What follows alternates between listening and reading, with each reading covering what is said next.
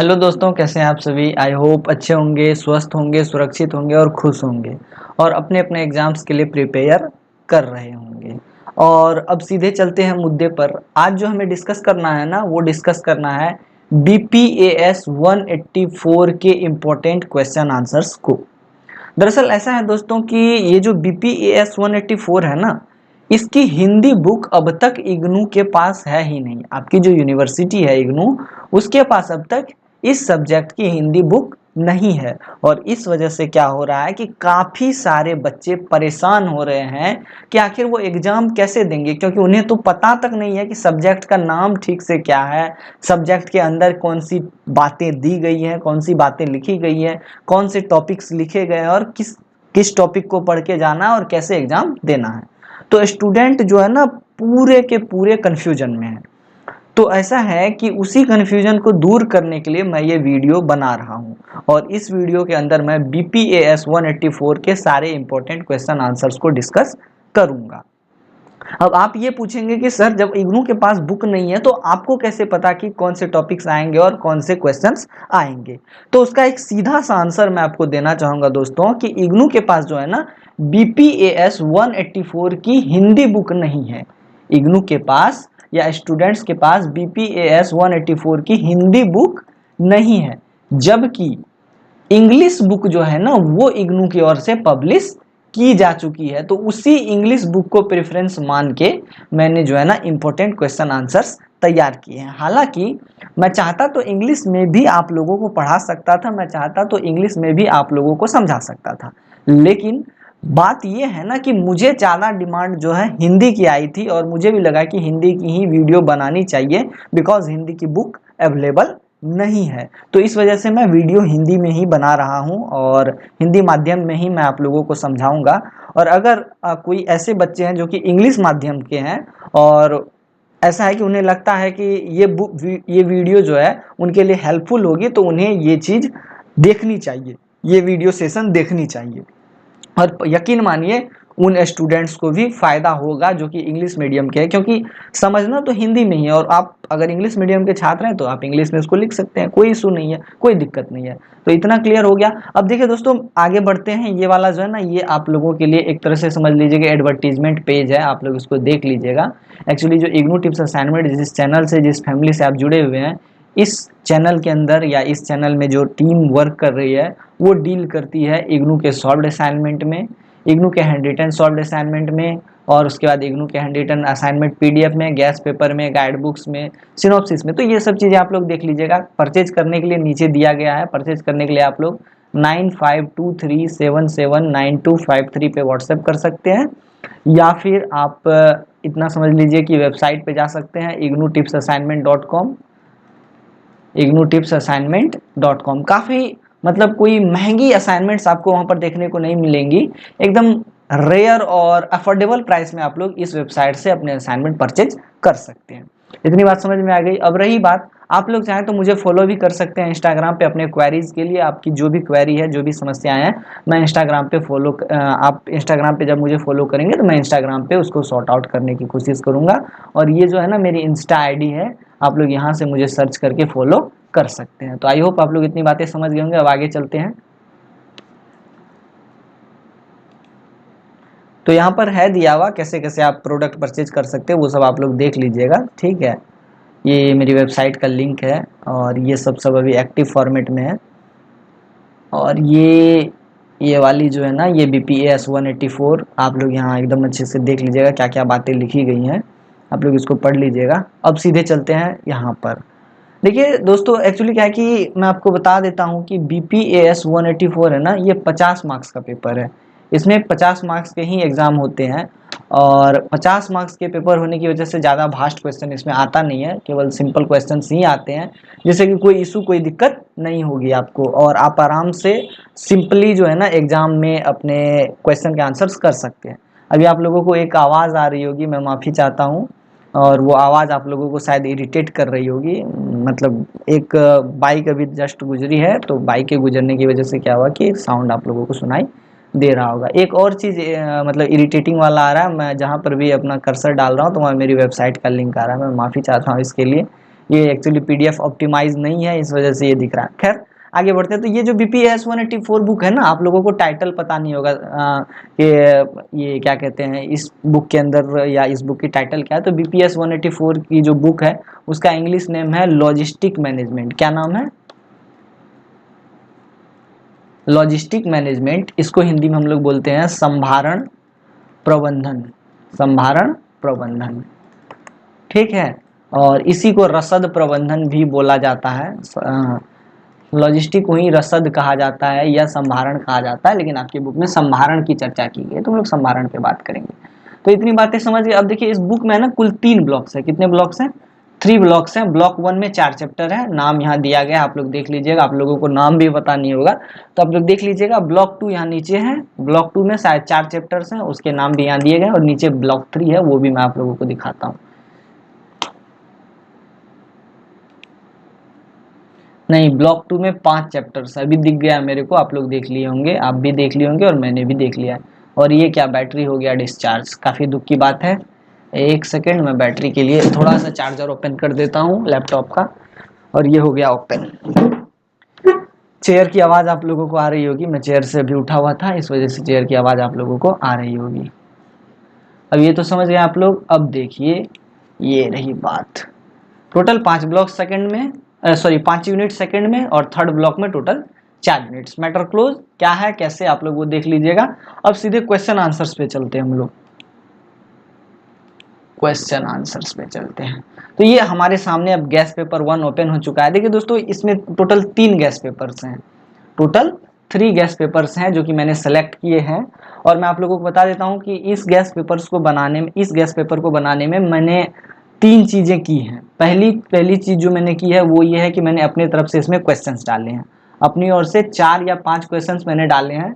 दूसरा काम जो किया है मैंने, उसमें क्या किया है कि मैंने 2 वर्ष के 2 ईयर्स के असाइनमेंट इसमें डाले हैं। 2 ईयर्स के असाइनमेंट और उसके सॉल्यूशन डाले। और तीसरा काम जो किया है मैंने वो ये किया है कि मैंने इसके अंदर प्रीवियस 1 साल का क्वेश्चन पेपर ऐड किया है। एक बार इस पेपर पैटर्न पे एग्जाम हो चुका है तो मैंने उसमें इसको ऐड कर दिया है। तो आई होप आप लोग इसको समझ गए होंगे। अब सीधे गैस पेपर 1 पे देखते हैं। आपकी बुक जो है ना उसका नाम है लॉजिस्टिक मैनेजमेंट। क्या नाम है उसका? नाम लॉजिस्टिक मैनेजमेंट है, ठीक है। लॉजिस्टिक का मतलब मैंने अभी तुरंत आप लोगों को बताया, रसद अथवा संभारण। क्या? रसद अथवा संभारण। अभी आप लोग इसको विस्तार से समझेंगे आगे। और एक चीज और बता देता हूं, लॉजिस्टिक को अगर हम मोटे तौर पर कहें ना, आप लोग भी इसको समझ सकते हैं, मोटे तौर पर इसको कह सकते हैं कुरियर। कुरियर या ट्रांसपोर्टेशन, ट्रांसपोर्टेशन इन बिजनेस। मोटे तौर पर हम इन्हें इस चीज से इंडिकेट कर सकते हैं, इस चीज से डिनोट कर सकते हैं। तो लॉजिस्टिक हिंदी, शुद्ध हिंदी समझ गए, रसद अथवा संभारण। और अगर हम मोटे तौर पर कहें तो लॉजिस्टिक को हम कुरियर कह सकते हैं, या हम ट्रांसपोर्ट इन बिजनेस कह सकते हैं। तो हम इसको हिंदी में क्या कह सकते हैं? तो एक तरह से ये हो गया आपको व्यापार या व्यवसाय में यातायात। व्यापार या व्यवसाय में यातायात। आप लोग इतना तो समझ ही गए होंगे। अब इसका एक एग्जाम्पल मैं आपको दिखाता हूँ, सबसे अच्छा एग्जाम्पल, आप बहुत ही आसानी से समझ जाएंगे कि लॉजिस्टिक क्या होता है।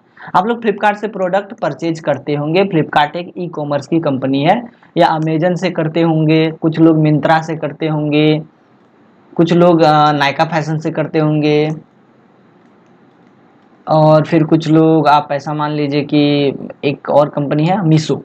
ये 5 फेमस कंपनियां, और भी काफी सारी कंपनियां हैं जिससे कि आप लोग प्रोडक्ट परचेज करते होंगे। आप लोग फ्लिपकार्ट से तो 100% प्रोडक्ट परचेज करते होंगे, क्योंकि रिसेंट 2 ईयर्स में फ्लिपकार्ट का क्रेज काफी बढ़ चुका है और इंडिया के ऑलमोस्ट गांव-गांव तक फ्लिपकार्ट की पहुंच हो चुकी है। तो आप लोग फ्लिपकार्ट से जब प्रोडक्ट परचेज करते हैं ना, तो आप लोग इसमें देखेंगे प्रोडक्ट खुद फ्लिपकार्ट लेके नहीं आता है, बल्कि फ्लिपकार्ट से और फ्लिपकार्ट की ओर से उसका एक डिलीवरी बॉय प्रोडक्ट लेकर के आता है। और वो डिलीवरी बॉय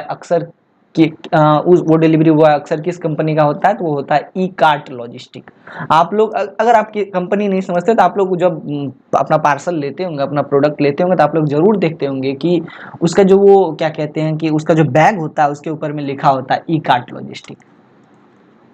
यही सब क्या है, लॉजिस्टिक्स कंपनियां हैं, और यही सब लॉजिस्टिक्स हैं। आप ये देखते होंगे, या फिर कभी कभी आपका कोई पार्सल दूसरे तीसरे कंपनी से आता होगा, कभी आप किसी कुरियर बॉय के बैग पे देखते होंगे डिलीवरी लिखा हुआ, कभी आप डिलीवरी देखते होंगे, कभी आप ई कॉम एक्सप्रेस देखते होंगे, कभी फेडेक्स देखते होंगे। फेडेक्स हालांकि कम चलता है, delivery, Ecom Express, Xpressbees, ये सब आप देखते होंगे। All these are what, I can say that all these are courier companies और लॉजिस्टिक्स कंपनीज, या हम हिंदी में कह सकते हैं कि रसद कंपनियां हैं ये सब, या संभारण कंपनियां हैं। तो आई होप आप लोग इसको एकदम सिंपल में समझ गए होंगे। ठीक है, अब आगे बढ़ते हैं। अब लॉजिस्टिक मैनेजमेंट है क्या, सबसे पहले इसको हम एक पिक्चर से समझते हैं। यह एक छोटा सा पिक्चर है। तो लॉजिस्टिक मैनेजमेंट में क्या होता है ना, कि एक तरह से मैंने आपको बताया कि यातायात, किसमें, तो बिजनेस, व्यापार या व्यवसाय में। तब कोई व्यापार हो रहा है या कोई व्यवसाय हो रहा है, जैसे मान लेते हैं कपड़ा के व्यवसाय की हम लोग बात कर लेते हैं। तो कपड़ा जो हमारे सामने निकल करके आया है, फाइनल प्रोडक्ट है कपड़ा। क्या है, फाइनल प्रोडक्ट है कपड़ा। तो कपड़ा को बनाने के लिए कच्चे माल की आवश्यकता पड़ती होगी, जैसे कि सूती कपड़ा बनाने के लिए हमें कॉटन की आवश्यकता होती है। कॉटन जिसे हम कहते हैं कोकून, सिल्क से, क्या कोकून होता है शायद, ठीक है, तो उससे बनता है। ये इसके बारे में थोड़ा सा कंफ्यूजन है, इतना जान लीजिए कपड़ा जो हम बनाते हैं उसके लिए कच्चे माल की आवश्यकता पड़ती है। चाहे सूती कपड़ा बनाना हो तो सूत की आवश्यकता है, सिल्क कपड़ा बनाना हो तो कोकून सिल्क, ये सब सारी चीज़ों की आवश्यकता होती है, रॉ मटेरियल की आवश्यकता होती है। तो रॉ मटेरियल मान लेते हैं, रॉ मटेरियल कहाँ होगा, खेतों में ही तो होगा, खेतों में, या जहाँ पर इसकी खेती की जाती है, या वैसी जगह जहाँ पर इसको उपजाया जाता है। अब रॉ मटेरियल जब तैयार हो गया, तो ये बताइए कि रॉ मटेरियल तैयार होने के साथ कपड़ा बन गया, नहीं बना। तो रॉ मटेरियल को कोई ना कोई तो लेकर जाएगा फैक्ट्री में जहाँ पर कपड़ा बनना है। जैसे ये वाला देखिए, रॉ मटेरियल को कोई ना कोई तो कंपनी में, फैक्ट्री में ले जाएगा जहाँ पर कपड़ा बनना है। तो यह जो ट्रांसपोर्टेशन हुआ, कच्चे माल को जो लेके जाया गया, यह क्या है, लॉजिस्टिक का एक पार्ट है। ठीक है, यहाँ पर क्या हुआ, यातायात हुआ, परिवहन हुआ, और लॉजिस्टिक के द्वारा कच्चे माल को कहाँ पहुंचाया गया, फैक्ट्री में। अब फैक्ट्री में जब कपड़ा तैयार हो गया, तो क्या वो सीधे आपके पास पहुंच गया, नहीं जी, बिल्कुल नहीं। अब फैक्ट्री में जो कपड़ा तैयार हुआ, उसको कोई ना कोई बड़ा डिस्ट्रीब्यूटर हायर करेगा फैक्ट्री में। जैसे मान लेते हैं 500 करोड़ के कपड़े तैयार हुए, 500 करोड़ के कपड़े तैयार हुए। अब ये बताइए, 500 करोड़ के जो कपड़े तैयार हुए, तो एक व्यक्ति, क्या कोई केवल एक व्यक्ति 500 करोड़ के कपड़े खरीद सकता है, बिल्कुल नहीं खरीद सकता है। अब उसको डिस्ट्रीब्यूटर के पास पहुंचाया जाता है, किनके पास, डिस्ट्रीब्यूटर के पास पहुंचाया जाता है। अब क्या होता है कि ये 500 करोड़ का कपड़ा एक या दो डिस्ट्रीब्यूटर में बट जाता है, एक या दो डिस्ट्रीब्यूटर में बट जाता है, एक और दो, या तो एक या तो दो या तीन या चार, ऐसे सिचुएशन में दो या तीन ऐसे डिस्ट्रीब्यूटर में डिस्ट्रीब्यूटर के पास कपड़ों को भेज दिया जाता है। अब ये जो कपड़ा डिस्ट्रीब्यूटर के पास भेजा गया, वो किसके माध्यम से किया गया, वो भी एक लॉजिस्टिक के माध्यम से किया गया। अब जब कपड़ा डिस्ट्रीब्यूटर के पास पहुंच गया, तो अब वो कपड़ा जाएगा होलसेलर के पास। होलसेलर का मतलब हो गया कि जैसे कि मान लेते हैं डिस्ट्रीब्यूटर, जैसे ये कपड़ा की जो फैक्ट्री थी, कपड़े की फैक्ट्री, ये दिल्ली में थी। ठीक है, अब क्या हुआ कि इस दिल्ली के अंदर जब कपड़ा तैयार हुआ, तो ये चला गया डिस्ट्रीब्यूटर के पास, और दिल्ली में 3 डिस्ट्रीब्यूटर ने इस कपड़े को खरीदा। 3 डिस्ट्रीब्यूटर्स ने कपड़े को खरीदा। 3 डिस्ट्रीब्यूटर अगर मान लेते हैं, ऐसा ले लीजिए कि 165 करोड़ के कपड़े को एक ने खरीदा, दूसरे में फिर 165 करोड़ ने, दूसरे फिर 165 ने खरीदा, और तीसरे ने 160 करोड़ के कपड़े खरीदे। ठीक है, 160, ये हो गया 5 5 10, ये हो गया आपको 390। तो ये हो गया आपको कितना हो गया भाई, गलत जोड़ दिया क्या मैंने, 13 ही हुआ ना, सॉरी। तो ये हो गया आपको 3, हाँ ठीक है। तो ये 330 करोड़ के कपड़े 2 डिस्ट्रीब्यूटर ने खरीदे, बाकी जो बचा हुआ कपड़ा था उसको किसने खरीदा, तीसरे डिस्ट्रीब्यूटर ने खरीदा। मैं पेन के कलर को जरा चेंज कर देता हूँ। तो ये जो बचा हुआ कपड़ा था 170 करोड़ का कपड़ा था, तीसरे डिस्ट्रीब्यूटर ने खरीदा। अब ये आया किसके माध्यम से, तो ये आया था इसके माध्यम से, लॉजिस्टिक के माध्यम से। अब इस डिस्ट्रीब्यूटर का काम क्या है कि अलग अलग स्टेट में, दिल्ली में कपड़ा है अभी, अलग अलग स्टेट में जो होलसेलर्स हैं उसको कपड़ा पहुंचा देना। ठीक है, इन डिस्ट्रीब्यूटर्स का काम है। अब मान लेते हैं मैं बिहार का रहने वाला हूं, तो इसमें से कोई ना कोई एक डिस्ट्रीब्यूटर तो बिहार में भी कपड़ा भेजेगा, भेजेगा या नहीं भेजेगा, आप बताइए। बिल्कुल भेजेगा, बिहार में भी कोई ना कोई डिस्ट्रीब्यूटर जो है कपड़ा भेजेगा, और किसको भेजेगा, होलसेलर को भेजेगा। अब ये होलसेलर क्या करेगा, जैसे मैं बिहार में हूँ तो पटना में जरूर है कि बड़े बड़े होलसेलर्स हैं, तो पटना के होलसेलर के पास कपड़ा जो आता है वो किसके माध्यम से आया, वो भी तो कुरियर लॉजिस्टिक के माध्यम से आया। अब क्या हुआ कि होलसेलर जो है अब अपने पास तो सारा कपड़ा रख नहीं सकता, अब छोटे छोटे दुकानों को बांटेगा कपड़ा। अब जो बिहार में जो पटना के अलावा जो दूसरे दूसरे शहर हैं, तो वहां पर रिटेलर्स को कपड़ा भेज दिया जाता है। जो आप बाजार में दुकानें देखते हैं तो वो रिटेलर्स हैं, ठीक है। रिटेलर को आप ऐसे समझ लीजिए खुदरा व्यापारी। अब ये अपने रिक्वायरमेंट के अकॉर्डिंग कपड़ा परचेज कर लिए हैं, ठीक है, इनकी जो रिक्वायरमेंट है इसके अकॉर्डिंग उन्होंने कपड़ा परचेज कर लिया, और अब ये मार्केट में उतर चुके हैं कपड़ा को बेचने के लिए। कपड़ा को बेचने के लिए, क्या करने के लिए, ये देखिए, और ये कपड़ा बेचने के लिए उतरे तो ये हमारे पास तक पहुंचा। अब देखिए, अब ये जो अलग अलग जगहों पर ये बिहार के अंदर जैसे कि पटना के अंदर अलग अलग जगहों पर जो कपड़ा पहुंचाया गया, कैसे पहुंचाया गया, ट्रक, वाहन या किसी यातायात के माध्यम से ही पहुंचाया गया। तो यही क्या है, लॉजिस्टिक है। अब ये कपड़ा रिटेलर मार्केट में उपलब्ध है सबके पास, सभी दुकानों में। अब आप खरीदने जाएंगे तो आप खुद खरीद लिए, तो आपके और दुकान के बीच में कोई मीडिएटर नहीं रहा, तो यहाँ लॉजिस्टिक का काम आपने खुद कर लिया। या फिर ये जो दुकान है, यहाँ पर जो दुकान है, ठीक है, अब ये जो है एक तरह से ऑनलाइन शिपिंग हायर करती है कि आप घर बैठे प्रोडक्ट परचेज कर लीजिए, ये आपको घर पे कपड़े पहुंचा देगी। तो ये जो घर पे आपको कपड़े पहुंचा के दे रही है वो भी कोई ना कोई गाड़ी के माध्यम से हो रहा है, कुछ ना कुछ माध्यम से हो रहा है। तो कोई ना कोई परिवहन तो यहाँ चल रहा है या यातायात तो हो रहा है। तो ये क्या है, यह भी एक लॉजिस्टिक का उदाहरण है। आई होप आप लोग इसको समझ गए होंगे कि ये लॉजिस्टिक है क्या। अब यहाँ पर आपको एक सप्लाई चेन दिख गया होगा, ऐसे ऐसे एक सप्लाई चेन है, ठीक है, समझ में आ गई मेरी बात। तो ये है आपको फॉरवर्ड लॉजिस्टिक, क्या है,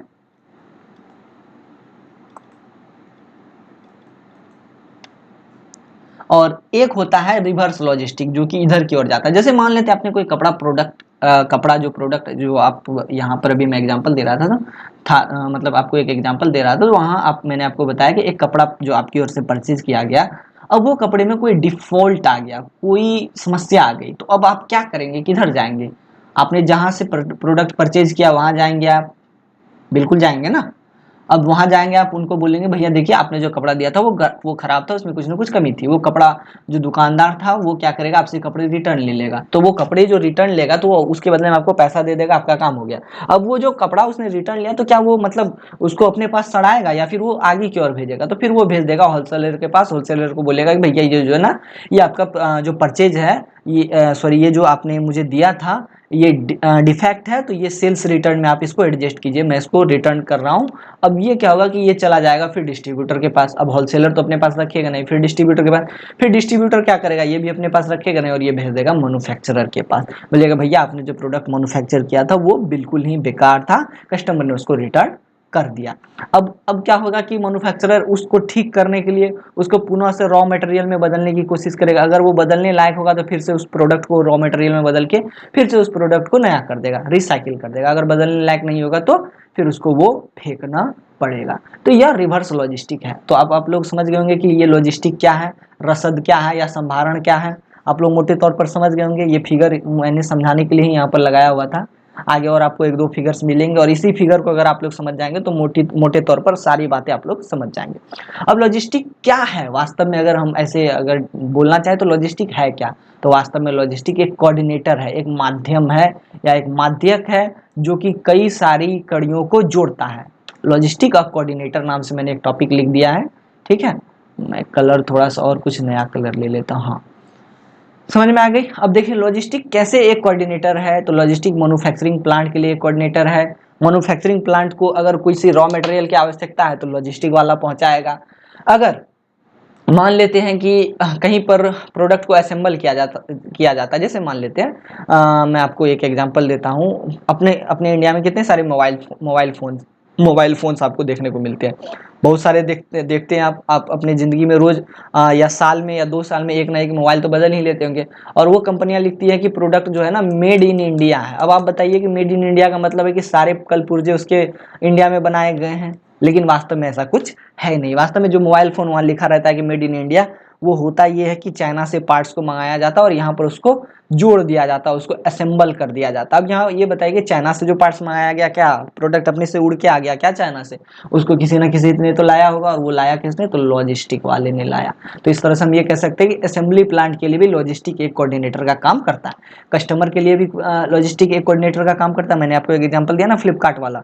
आप जो प्रोडक्ट परचेज करते हैं तो क्या फ्लिपकार्ट खुद लेके आती है कि नहीं? फ्लिपकार्ट की ओर से कोई प्रोडक्ट, जो एक प्रोडक्ट या डिलीवरी बॉय लेकर के आता है उसको, और जो डिलीवरी बॉय होता है वो क्या होता है? एक लॉजिस्टिक कोऑर्डिनेटर ही होता है, एक लॉजिस्टिक बॉय ही होता है। सप्लायर के लिए भी एक तरह से काम करती है। सप्लायर जैसे कि अब आप प्रोडक्ट आपने परचेज किया फ्लिपकार्ट से, तो किसी ना किसी सेलर ने तो उसको बेचा होगा, कि कोई ना कोई तो सप्लायर होगा उसका। अब सप्लायर के पास से माल उठाने का काम कौन कर रहा है? लॉजिस्टिक वाला ही तो कर रहा है। आपने ऑर्डर दे दिया फ्लिपकार्ट को, फ्लिपकार्ट ने क्या किया? फ्लिपकार्ट ने उठा करके सप्लायर को ऑर्डर दे दिया कि भैया ये आपके नाम से ऑर्डर आया है, आपको इसको पैक करके रखना है। फिर लॉजिस्टिक कंपनी आएगी और आपके प्रोडक्ट को उठा के ले जाएगी और कस्टमर तक पहुंचा देगी। रिसीविंग लोकेशन में भी एक लॉजिस्टिक कोऑर्डिनेटर है, डिस्ट्रीब्यूशन सेंटर में भी कोऑर्डिनेटर है, फ्रेट फॉरवर्डर, सभी चीजों में आप ये देखते हैं कि लॉजिस्टिक एक कोऑर्डिनेटर का काम करता है। और सभी जगह आप ये देखिए कि लॉजिस्टिक जो होता है एक तरह से यातायात का काम कर रहा है, यातायात साधन मुहैया करवा रहा है। किसमें? व्यवसाय अथवा व्यापार में। किसमें? व्यवसाय अथवा व्यापार में। इन सभी जगहों पर लॉजिस्टिक एक तरह से यातायात का साधन या परिवहन का साधन मुहैया करवा रहा है। तो आई होप अब आप लोग इसको समझ गए होंगे कि क्या है मुद्दा, क्या चीजें हैं हमें जानने के लिए। अब आगे एक दो तस्वीरें और हैं, उसको आप लोग देखेंगे तो और अच्छे से इसको समझेंगे। अब ये जो आगे, हाँ ये वाला है, ये वाला पिक्चर है, यह है दोस्तों लॉजिस्टिक साइकिल। क्या है? Logistic cycle. इसे हम कह सकते हैं रसद चक्र या फिर संभारण चक्र। इसमें होता क्या है? तो देखिए, होता ये है कि एक तरह से आप ये देख लीजिए, पाइपलाइन क्या है? Monitoring, organisation and staffing, budgeting, supervision, evaluation, inventory management, storage, distribution, मतलब फोरकास्टिंग एंड प्रोक्योरमेंट। और उसके बाद आप ये देख लीजिए सर्विसिंग कस्टमर है। उसके बाद फिर प्रोडक्ट सिलेक्शन है। ये आपको एक तरह से ये क्या बोल रहा था मैं भाई, हाँ ये लॉजिस्टिक साइकिल है। तो अब देखिए, मान लेते हैं कोई प्रोडक्ट है, कोई अच्छा खासा प्रोडक्ट है, मान लेते हैं कपड़ा है। तो पहले कंपनियां है ना ये सेलेक्ट करती है कि कपड़ा जो है वो हमें मार्केट में प्रॉफिट देगा या नहीं। तो प्रोडक्ट को सेलेक्ट करती है कंपनियां। फिर उसके बाद कपड़े की क्वालिटी चेक होती है। यहाँ देखिए क्या है ना, क्वालिटी चेक। अब उसके बाद उसको क्या है कि कपड़ा जो है ना, जैसे प्रोडक्ट सेलेक्ट कर लिया गया कपड़ा, उसके बाद उसको फॉरकास्टिंग और प्रोक्योरमेंट में भेजा जाता है। मतलब एक तरह से समझ लीजिए प्रोडक्ट को अच्छे से सेट वेट किया जाता है, काफ़ी अच्छे तरीके से उसको मतलब कि बनाया जाता है, ढाला जाता है। उसके बाद उसको डब्बे वब्बे में पैक किया जाता है। फिर उसके बाद क्वालिटी मॉनिटरिंग होती है। फिर उसके बाद देखा जाता है कि कपड़े की क्वालिटी कैसी है। अब उसके बाद है इन्वेंट्री मैनेजमेंट। अब मान लेते हैं कपड़ा तैयार है, सब कुछ हो गया है, सारे प्रोक्योरमेंट हो गए हैं, सभी प्रोसेस को कंप्लीट कर दिया गया है। अब ऐसा है कि उसको कपड़े को बेचना है, तो पहले इन्वेंट्री में दिखाना तो पड़ेगा कि भैया मेरे पास ये कपड़ा है और इस कपड़े को बेचना है और ये कपड़ा अच्छा है। तो ये जो प्रक्रिया है कि कपड़े को बेचना है, कपड़े को स्टॉक में डालना है, ये जो है ना इन्वेंट्री मैनेजमेंट का काम होता है। इन्वेंट्री मैनेजमेंट में दिखाया जाता है कि भैया मेरे पास ये इन्वेंट्री है, ये प्रोडक्ट है। इन्वेंट्री एक तरह से प्रोडक्ट ही कह सकते हैं, ये प्रोडक्ट है और ये बेचने के लिए और ये अच्छी है। उसके बाद हम मान लेते हैं कपड़ा तैयार है, सारी चीज़ें हो गई, तो कपड़ा को रखने के लिए स्टोरेज तो चाहिए जहाँ पर कपड़े को रखा जा सके। अब इन्वेंट्री मैनेजमेंट में ये दिखा दिया गया कि भैया मेरे पास कपड़े हैं और ये बेचना है, तो उसके लिए अब डिस्ट्रीब्यूशन सेंटर बनाना होगा कि जहाँ से कपड़े को भेजा जा सके। ठीक है, तो ये बात समझ गए आप। उसके बाद यहाँ पर फिर जब ये इन्वेंट्री मैनेजमेंट हो जाता है, फिर जब कपड़े को मतलब मान लेते हैं कि डिस्ट्रीब्यूट किया जाता है, यहाँ से वहाँ पहुँचाया जाता है या फिर कस्टमर के लिए खोला जाता है कि भैया ठीक है अब कस्टमर इसको परचेज कर सकता है, तो वहाँ पर भी क्वालिटी चेक होती है कि हाँ क्वालिटी सही है या नहीं है। इतना समझ में आया या नहीं आया? मैं आई होप समझ गए होंगे आप। अब जब क्वालिटी चेक हो जाती है तो कस्टमर को वो प्रोडक्ट सर्व कर दिया जाता है, वो कपड़ा सर्व कर दिया जाता है। अब कस्टमर जो है ना वो देखते हैं कि भैया ठीक है कपड़ा सही है या नहीं है। कपड़ा सही है तो वो अपना रिस्पॉन्स देते हैं, कपड़े को जो रिस्पॉन्स देते हैं तो उससे पता चल जाता है कि कपड़े की क्वालिटी कैसी थी। तो यहाँ पर भी कपड़े की क्वालिटी मॉनिटर हो गई। अब ये मॉनिटर होने के बाद कपड़ा फिर कहाँ पर आ जाता है, प्रोडक्ट सिलेक्शन में आ जाता है। अब मान लेते हैं कस्टमर ने रेटिंग या रिव्यू खराब दिया, बोला कि कपड़ा सही नहीं है, तो फिर यहाँ पर जो प्रोडक्ट सिलेक्शन हो रहा है नेक्स्ट टाइम क्या फिर वही कपड़ा सेलेक्ट किया जाएगा? बिल्कुल नहीं किया जाएगा। फिर वो मान लेते हैं सूती कपड़ा सेलेक्ट किया गया था फर्स्ट टाइम, तो दूसरे टाइम पे सूती की जगह सिल्क कपड़ा सेलेक्ट करके फिर इस सारी प्रक्रिया से गुजार करके ले जाया जाएगा और फिर कस्टमर को सर्व किया जाएगा। तो ये एक तरह से क्या होता है, लॉजिस्टिक डिस्ट्रीब्यूशन साइकिल होता है। इसी तरीके से लॉजिस्टिक का डिस्ट्रीब्यूशन होता है, या लॉजिस्टिक साइकिल हम इसी को बोल सकते हैं। आई होप आप लोग इसको समझ गए होंगे। क्लियर? अब आगे बढ़ते हैं। ओ यहाँ पर ये है, हाँ यहाँ पर है ना, जब प्रोडक्ट का सिलेक्शन होता है तो वहाँ एक चीज़ ये ध्यान में रखा जाता है कि ऑर्गेनाइजेशन में स्टाफ कितने होंगे, और प्रोडक्ट सिलेक्शन करने के बाद उस ऑर्गेनाइजेशन में क्या मतलब ऑर्गेनाइजेशन में प्रोडक्ट्स की बजट रहेगी, कैसे उसको मतलब उसका सुपरविजन किया जाएगा, कैसे उसका इवेल्यूशन किया जाएगा। तो ये सब चीज़ें भी वहाँ देखी जाती है। क्वालिटी चेकिंग होती है जब इन्वेंट्री मैनेजमेंट किया जाता है, जब इन्वेंट्री को, हाँ कि भैया इतना प्रोडक्ट है बेचना है, तो उस इन्वेंट्री को जो मैनेज करता है फिर वो उसके लिए भी तो एक ऑर्गेनाइजेशन चाहिए जहाँ पर ये पता चल सके कि इतना प्रोडक्ट है, इतना इन्वेंट्री है और इसको ऐसे डिस्ट्रीब्यूट करना है, इसके लिए इतना स्टोरेज है। तो वहाँ पर भी तो स्टाफ की आवश्यकता है, वहाँ पर भी तो बजट लगाना है। हाँ भैया हमको 7 हेक्टेयर का या 7 क्या कह सकते हैं, एक तरह से ये ले लीजिए इसको 25 सेंटीमीटर स्क्वायर स्पेस चाहिए या 25 फीट स्पेस चाहिए, तो वो सब स्टोरेज तो फिर बनाना पड़ता है, उसके लिए भी तो आखिर स्टाफ बजट सब कुछ चाहिए। तो इस तरह से ये एक अच्छा खासा जो है ना एक साइकिल चलता है। आई होप आप लोग इसको समझ गए होंगे। अब आगे बढ़ते हैं।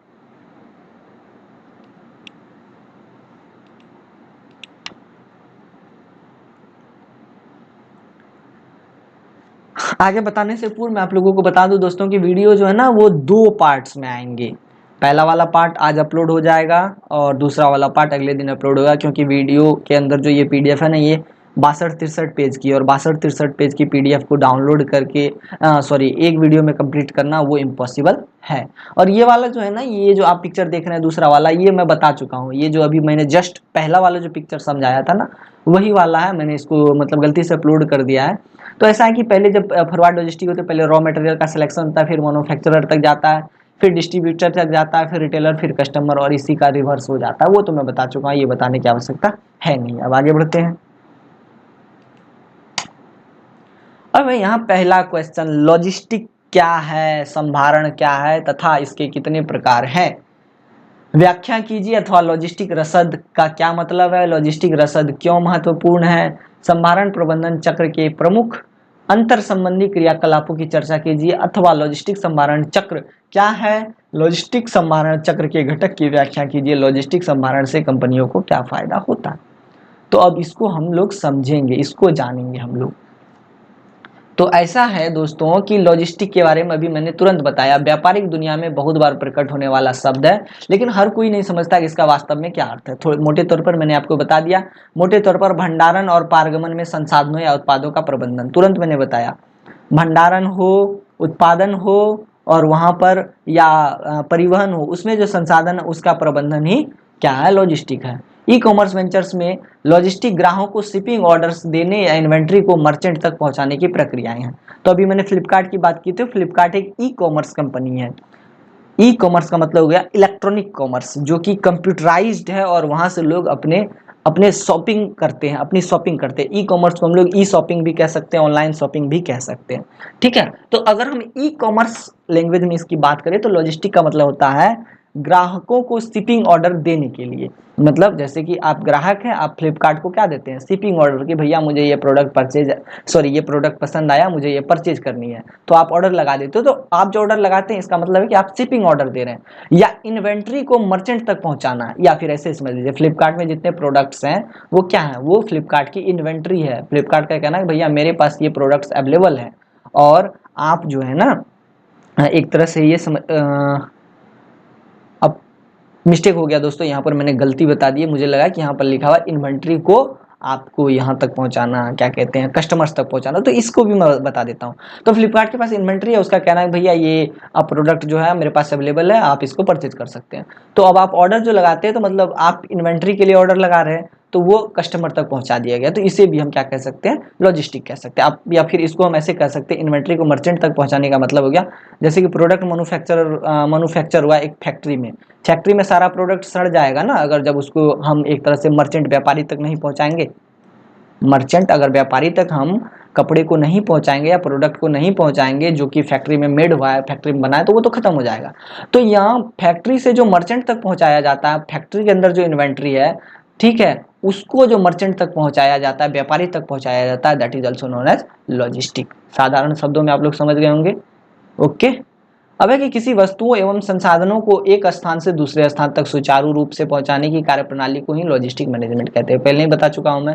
यह बुनियादी ढांचे, तकनीक और नए प्रकार के सर्विस प्रदाताओं के व्यापार से संबंधित सेक्टर है, जिसमें अंतर्राष्ट्रीय, राष्ट्रीय और क्षेत्रीय स्तर पर सेवाओं के नेटवर्क के जरिए वस्तुओं की आवाजाही का काम होता है। तो ऐसा है कि यह क्या है, एक तरह का ढांचा है, एक तरह की तकनीक है, और एक तरह का नई सर्विस, एक तरह की नई सर्विस है, जिसके अंदर क्या होता है कि अंतर्राष्ट्रीय, इंटरनेशनल, नेशनल और फिर रीजनल लेवल्स पे क्या होता है कि एक सेवाओं का नेटवर्क स्थापित किया जाता है, और उस नेटवर्क के जरिए क्या होता है, तो वस्तुओं की आवाजाही होती है, वस्तुओं को लाया और ले जाया जाता है। आई बात समझ में? आई होप आप लोग इसको समझे होंगे। और मैं आपको एक एग्जांपल देता हूँ। फ्लिपकार्ट से जब आप ऑर्डर लगाते हैं तो आप ये पाते हैं, आप ये देखते होंगे कि जब फ्लिपकार्ट से आपका कोई प्रोडक्ट आ रहा होता है, तो जब वो प्रोडक्ट आपका आता है, तो वो जब आपके वाले एड्रेस पे पहुंच जाता है, आपके इलाके का जो डिलीवरी स्टेशन वहां पहुंच जाता है, तो वहां से पहले एक डिलीवरी स्टेशन भी आता होगा जहां पर आपका हर एक प्रोडक्ट आता होगा। तो वो एक निश्चित चैनल में आता है, आपका हर एक प्रोडक्ट एक निश्चित चैनल में आता है, तब आप तक पहुंचता है। तो यहाँ पर क्या है, एक चैनल बनाया जाता है, एक नेटवर्क बनाया जाता है, और उसी नेटवर्क के माध्यम से आपको आपका प्रोडक्ट भेजा जाता है। तो आई होप आप लोग इसको समझ गए होंगे। अब आगे बढ़ा जाए।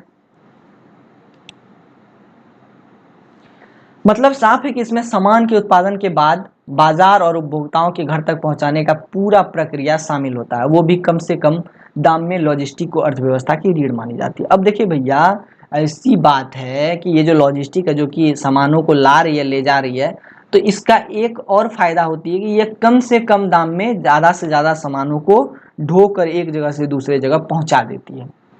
आई होप आप लोग इसको समझ गए होंगे। जैसे मान लेते हैं, अगर आपको कोई नॉर्मल प्रोडक्ट दिल्ली से मंगाना है, ठीक है, अगर आपको कोई प्रोडक्ट दिल्ली से मंगाना है बिहार, और अगर आपको एक सिंपल सा प्रोडक्ट मंगाना है, तो पक्का है अगर वो 500 ग्राम का प्रोडक्ट है, नॉर्मली अगर आप उसको लाने ले जाने का खर्च जोड़ेंगे, ट्रेन से मंगाए या किसी अन्य माध्यम से मंगाए या आप खुद जाके लाए, तो जरूर है कि 500,000 रुपए खर्च हो जाएगा। लेकिन अगर यही लॉजिस्टिक कंपनियां करती हैं, तो वो क्या करती है, 30 से 40 रुपए में या 50 रुपए में पहुंचा देती है।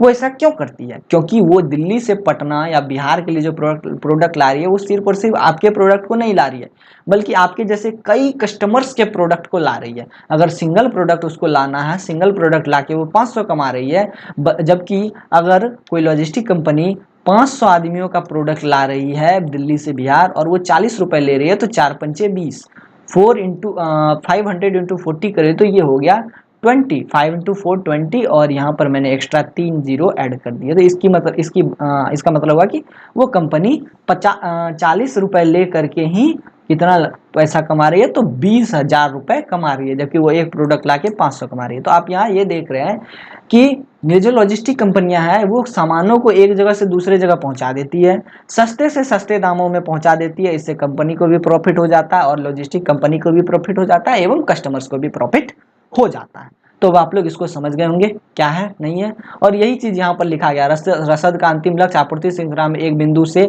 अगले बिंदु में सबसे तेज, सबसे कुशल और सबसे अधिक लागत यहाँ पर सबसे अधिक लागत नहीं, बल्कि सबसे कम लागत में प्रभावी तरीके से माल को एक जगह से दूसरे जगह स्थापित कर देना। तो ये रसद का अंतिम लक्ष्य होता है।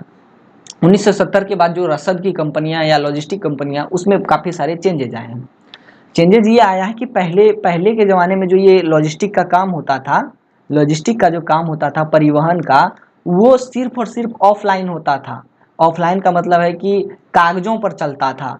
प्रोडक्ट यहाँ से उठाया गया, यहाँ से जो भेजा गया, यहाँ पर उसको कागज़ में नोट किया गया, फिर यहाँ पर पहुँचा तो फिर यहाँ कागज़ में नोट किया गया, फिर उसके बाद मान लेते हैं कि कस्टमर को देना, फिर यहाँ पहुंचा तो यहाँ पेपर में नोट किया गया। तो पुराने ज़माने में लॉजिस्टिक जो परिवहन होता था वो कागजी तौर पर होता था, जो कि काफ़ी मतलब कि एक तरह से जटिल प्रक्रिया थी। लेकिन अब जो लॉजिस्टिक हो गया वो सॉफ्टवेयर पे चलने लगा। आप देखते होंगे, आप प्रोडक्ट ऑर्डर करते हैं फ्लिपकार्ट से, अमेजन से या किसी और भी अन्य शॉपिंग साइट से, तो आप ये देखते होंगे कि आपको आपके प्रोडक्ट की ट्रैकिंग ऑनलाइन दिखाई जाती है। आपको कुछ रिटर्न लगाना है, रिटर्न करना है, तो आप ऑनलाइन ही रिटर्न कर देते हैं। क्या आप कुरियर कंपनी के पास जाते हैं, कुरियर वाले के ई कार्ट वाला लेके आया तो आप बोलते हैं कि ई कार्ट वाले के पास जाएंगे और फिर आप जाते हैं ई कार्ट वाले के पास अपना प्रोडक्ट देते हैं? ऐसा तो नहीं है। आप डायरेक्ट रिटर्न लगाते हैं आप अपने मोबाइल से, और रिटर्न लगाने के बाद वो प्रोडक्ट वाला, वो कुरियर लॉजिस्टिक वाला आपके पास आता है और आपके प्रोडक्ट को ले जाता है। तो ये क्या है कि अभी के दौर में लॉजिस्टिक जो है वो अब सॉफ्टवेयर पे होने लगा। लॉजिस्टिक का काम किस पे होने लगा है? तो लॉजिस्टिक का काम आपको होने लगा है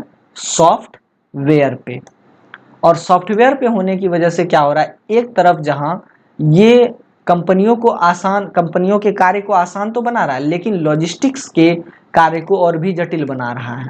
आप लोग ये समझ गए होंगे, जो लॉजिस्टिक कंपनियां हैं, क्योंकि वो ऑनलाइन सारी चीज़ें कर रही है तो उनको थोड़ी दिक्कत आ रही है सॉफ्टवेयर बनाने में, सॉफ्टवेयर के साथ काम करने में, सॉफ्टवेयर के साथ फेमिलियर होने में। तो लॉजिस्टिक कंपनियों को दिक्कत आ रही है। लेकिन यहाँ पर क्या हो रहा है कि जो कंपनियां हैं जो कि व्यापार कर रही हैं लॉजिस्टिक्स के साथ, वो जो है ना एकदम अच्छे से अपना एक तरह से खुशी खुशी अपना टाइमिंग गुजार रही हैं। अपनी बातों को वो मतलब अपने प्रोडक्ट्स को वो अपनी जगह जगह पर भेज रही हैं। तो अब आप लोग समझ गए कि 1917 के समय में पुराने तरीके से लॉजिस्टिक का काम होता था, लेकिन अभी धीरे धीरे सॉफ्टवेयर का इस्तेमाल होने लगा है। तो इस वजह से थोड़ी जटिलताएं तो आ रही है। आई होप आप लोग इसको समझ गए होंगे। अब आगे बढ़ते हैं।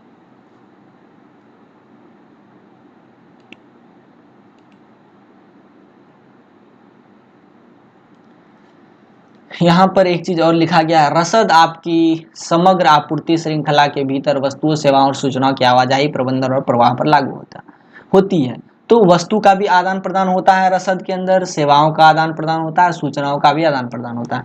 डॉक्यूमेंट आप भेजते हैं, क्या भाई कितना बड़ा कर दिया मैंने इसको जरा मैं एक बार डिलीट करते हैं। हाँ, डॉक्यूमेंट जो आप भेजते हैं, सूचना का आदान प्रदान हो गया। फिर वस्तु, क्लॉथ्स व्लॉथ्स जो भी आप खरीदते हैं।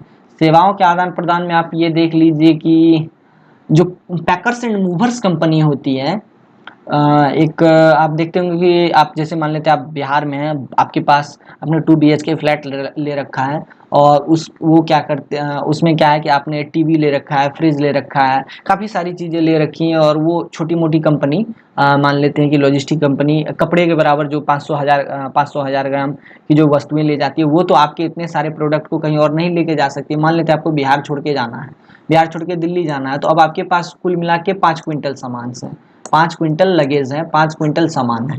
अब 5 क्विंटल जो सामान है उसको आपके लिए कौन ले जाएगा? तो वो जो काम होता है वो रसद कंपनियों के द्वारा होता है, जो कि ये सेवा हायर करती है कि आप अपने प्रोडक्ट को कहीं से कहीं लेकर के जा सकते हैं, 500,000 किलो के प्रोडक्ट को। और उन्हें हम कहते हैं packers and movers company. Pack किया, मूव करके दूसरे जगह ले जा करके छोड़ दिया। आई होप आप लोग इसको समझ गए होंगे। रसद के प्रकारों की बात करें तो देखिए, जो रसद होता है, जो लॉजिस्टिक होता है ना, वो कई तरह का होता है, ठीक है। और वो कई तरीके का कैसे होता है वो मैं आप लोगों को बताऊंगा। सबसे पहला है खरीद रसद, इसको बोलते हैं हम लोग परचेज लॉजिस्टिक। खेतों में या जहाँ पर जिस भी कच्चे माल की खेती होती है, या जहाँ पर जिस भी कच्चे माल को उपजाया जाता है, तो वो तो उसको उठा करके मैन्युफैक्चरर उत्पाद की जगह पर तो ले जाया जाएगा, फैक्ट्री में ले जाया जाएगा। तो वहां पर जो ट्रांसपोर्टेशन होता है उसे हम खरीद रसद कहते हैं। कच्चे माल और भागों की जो खरीद होती है, वहां पर जो लॉजिस्टिक इस्तेमाल होता है उसे हम कहते हैं परचेज लॉजिस्टिक। उसके बाद जब प्रोडक्ट आपको फैक्ट्री में पहुंच जाता है, तो वहां पर अब ऐसा है कि कच्चे माल के रूप में मान लेते हैं कपड़ा है, कपड़े का कच्चे माल के रूप में सूती धागा तो पहुंच गया। अब क्या क्या सूती धागा आ जाने से कपड़ा बन जाएगा? नहीं, वहां पर सामग्री का प्रबंधन होगा, कारखानों में अब सूती को वितरित किया जाएगा। फिर उत्पादों का प्रबंधन होगा, जो बनेगा प्रोडक्ट बनेगा उसका भी एक निश्चित प्रबंधन होगा। फिर शिपिंग होगा, फिर वो जो डिस्ट्रीब्यूटर के पास जाएगा। तो वो सब चीज़ों का जो प्रबंधन होगा, वो उस प्रबंधन के लिए जिस लॉजिस्टिक का इस्तेमाल होगा उसे हम कहते हैं क्या? तो उसे हम कहते हैं मैन्युफैक्चरर लॉजिस्टिक या प्रोडक्शन लॉजिस्टिक। क्या कहते हैं? Production logistic. आई होप आप लोग इसको समझ गए होंगे। आगे बढ़ते हैं। अब है दूसरा बिक्री लॉजिस्टिक। क्या है? बिक्री लॉजिस्टिक। तो बिक्री लॉजिस्टिक में क्या होता है, इसको आप कह सकते हैं एक तरह से सेल्स लॉजिस्टिक। अब कपड़ा तैयार है बन करके, कपड़ा फैक्ट्री में तैयार हुआ, प्रोडक्शन हुआ, अब वो जाएगा कहाँ? डिस्ट्रीब्यूटर के पास, होलसेलर के पास, रिटेलर के पास और कस्टमर के पास। तो यहाँ पर जिन भी लॉजिस्टिक का इस्तेमाल होता है उसे हम लोग क्या कहते हैं? सेल्स लॉजिस्टिक कहते हैं। उसके बाद है रिकवरी लॉजिस्टिक। तो यहाँ पर क्या होता है कि उत्पादों, कंटेनरों और पैकेजिंग को पुनर्प्राप्त करना अथवा पुनर्चक्रण करना। तो ऐसा है कि मान लेते हैं कोई प्रोडक्ट कहाँ पहुंचा? कस्टमर तक पहुंचा, कस्टमर को वो प्रोडक्ट और पसंद नहीं आया, तो फिर वहां से कस्टमर रिटर्न के लिए आग्रह करता है, तो कस्टमर से जो रिटर्न लेके जाता है उस समय जो लॉजिस्टिक काम करती है उसे हम कहते हैं recovery logistic. Recovery logistic. I hope आप अब है आई होप मतलब आप लोग इसको समझ गए होंगे। अब है पुनर्चक्रण लॉजिस्टिक या पुनर्चक्रण रसद। तो इसमें क्या होता है कि कभी कभी एक तरह से ऐसा मान लीजिए कि कभी कभी कुछ कंपनियां सिर्फ और सिर्फ भंगार या कबाड़ वाली चीज़ों में काम करती है और कबाड़ और भंगार चीज़ों को उठा करके ले जाती है, उसको फिर से वो बनाती है, पुनर्चक्रित करती है, रिसाइकल करती है और फिर मार्केट में उतार देती है।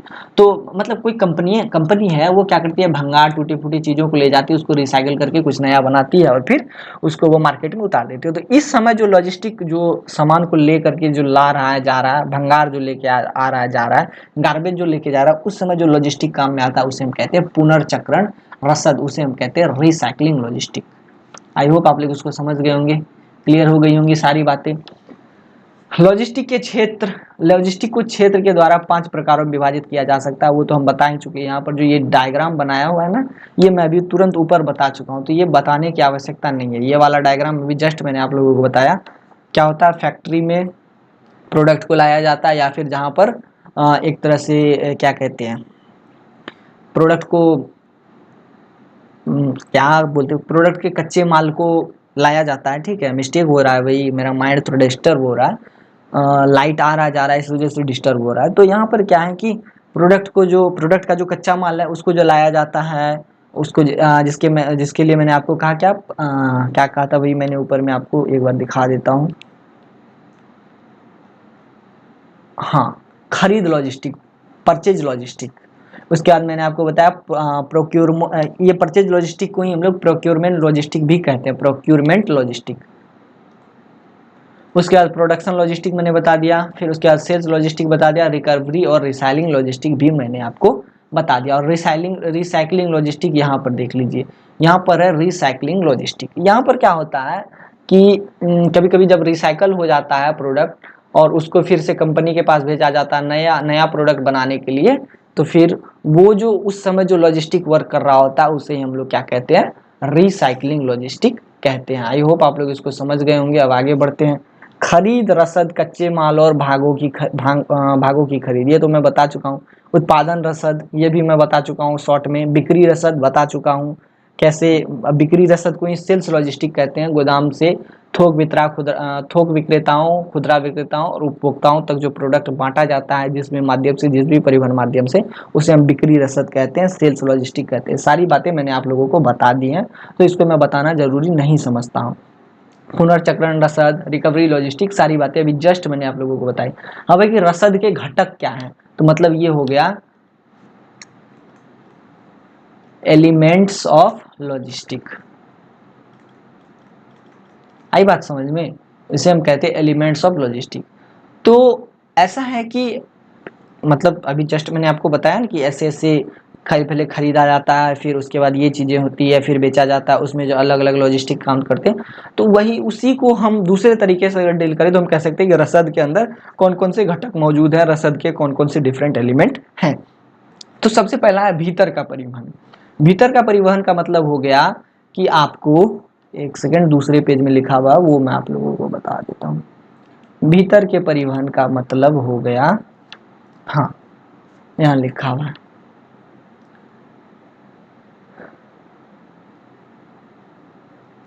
कहाँ गया भाई मेरा पेन।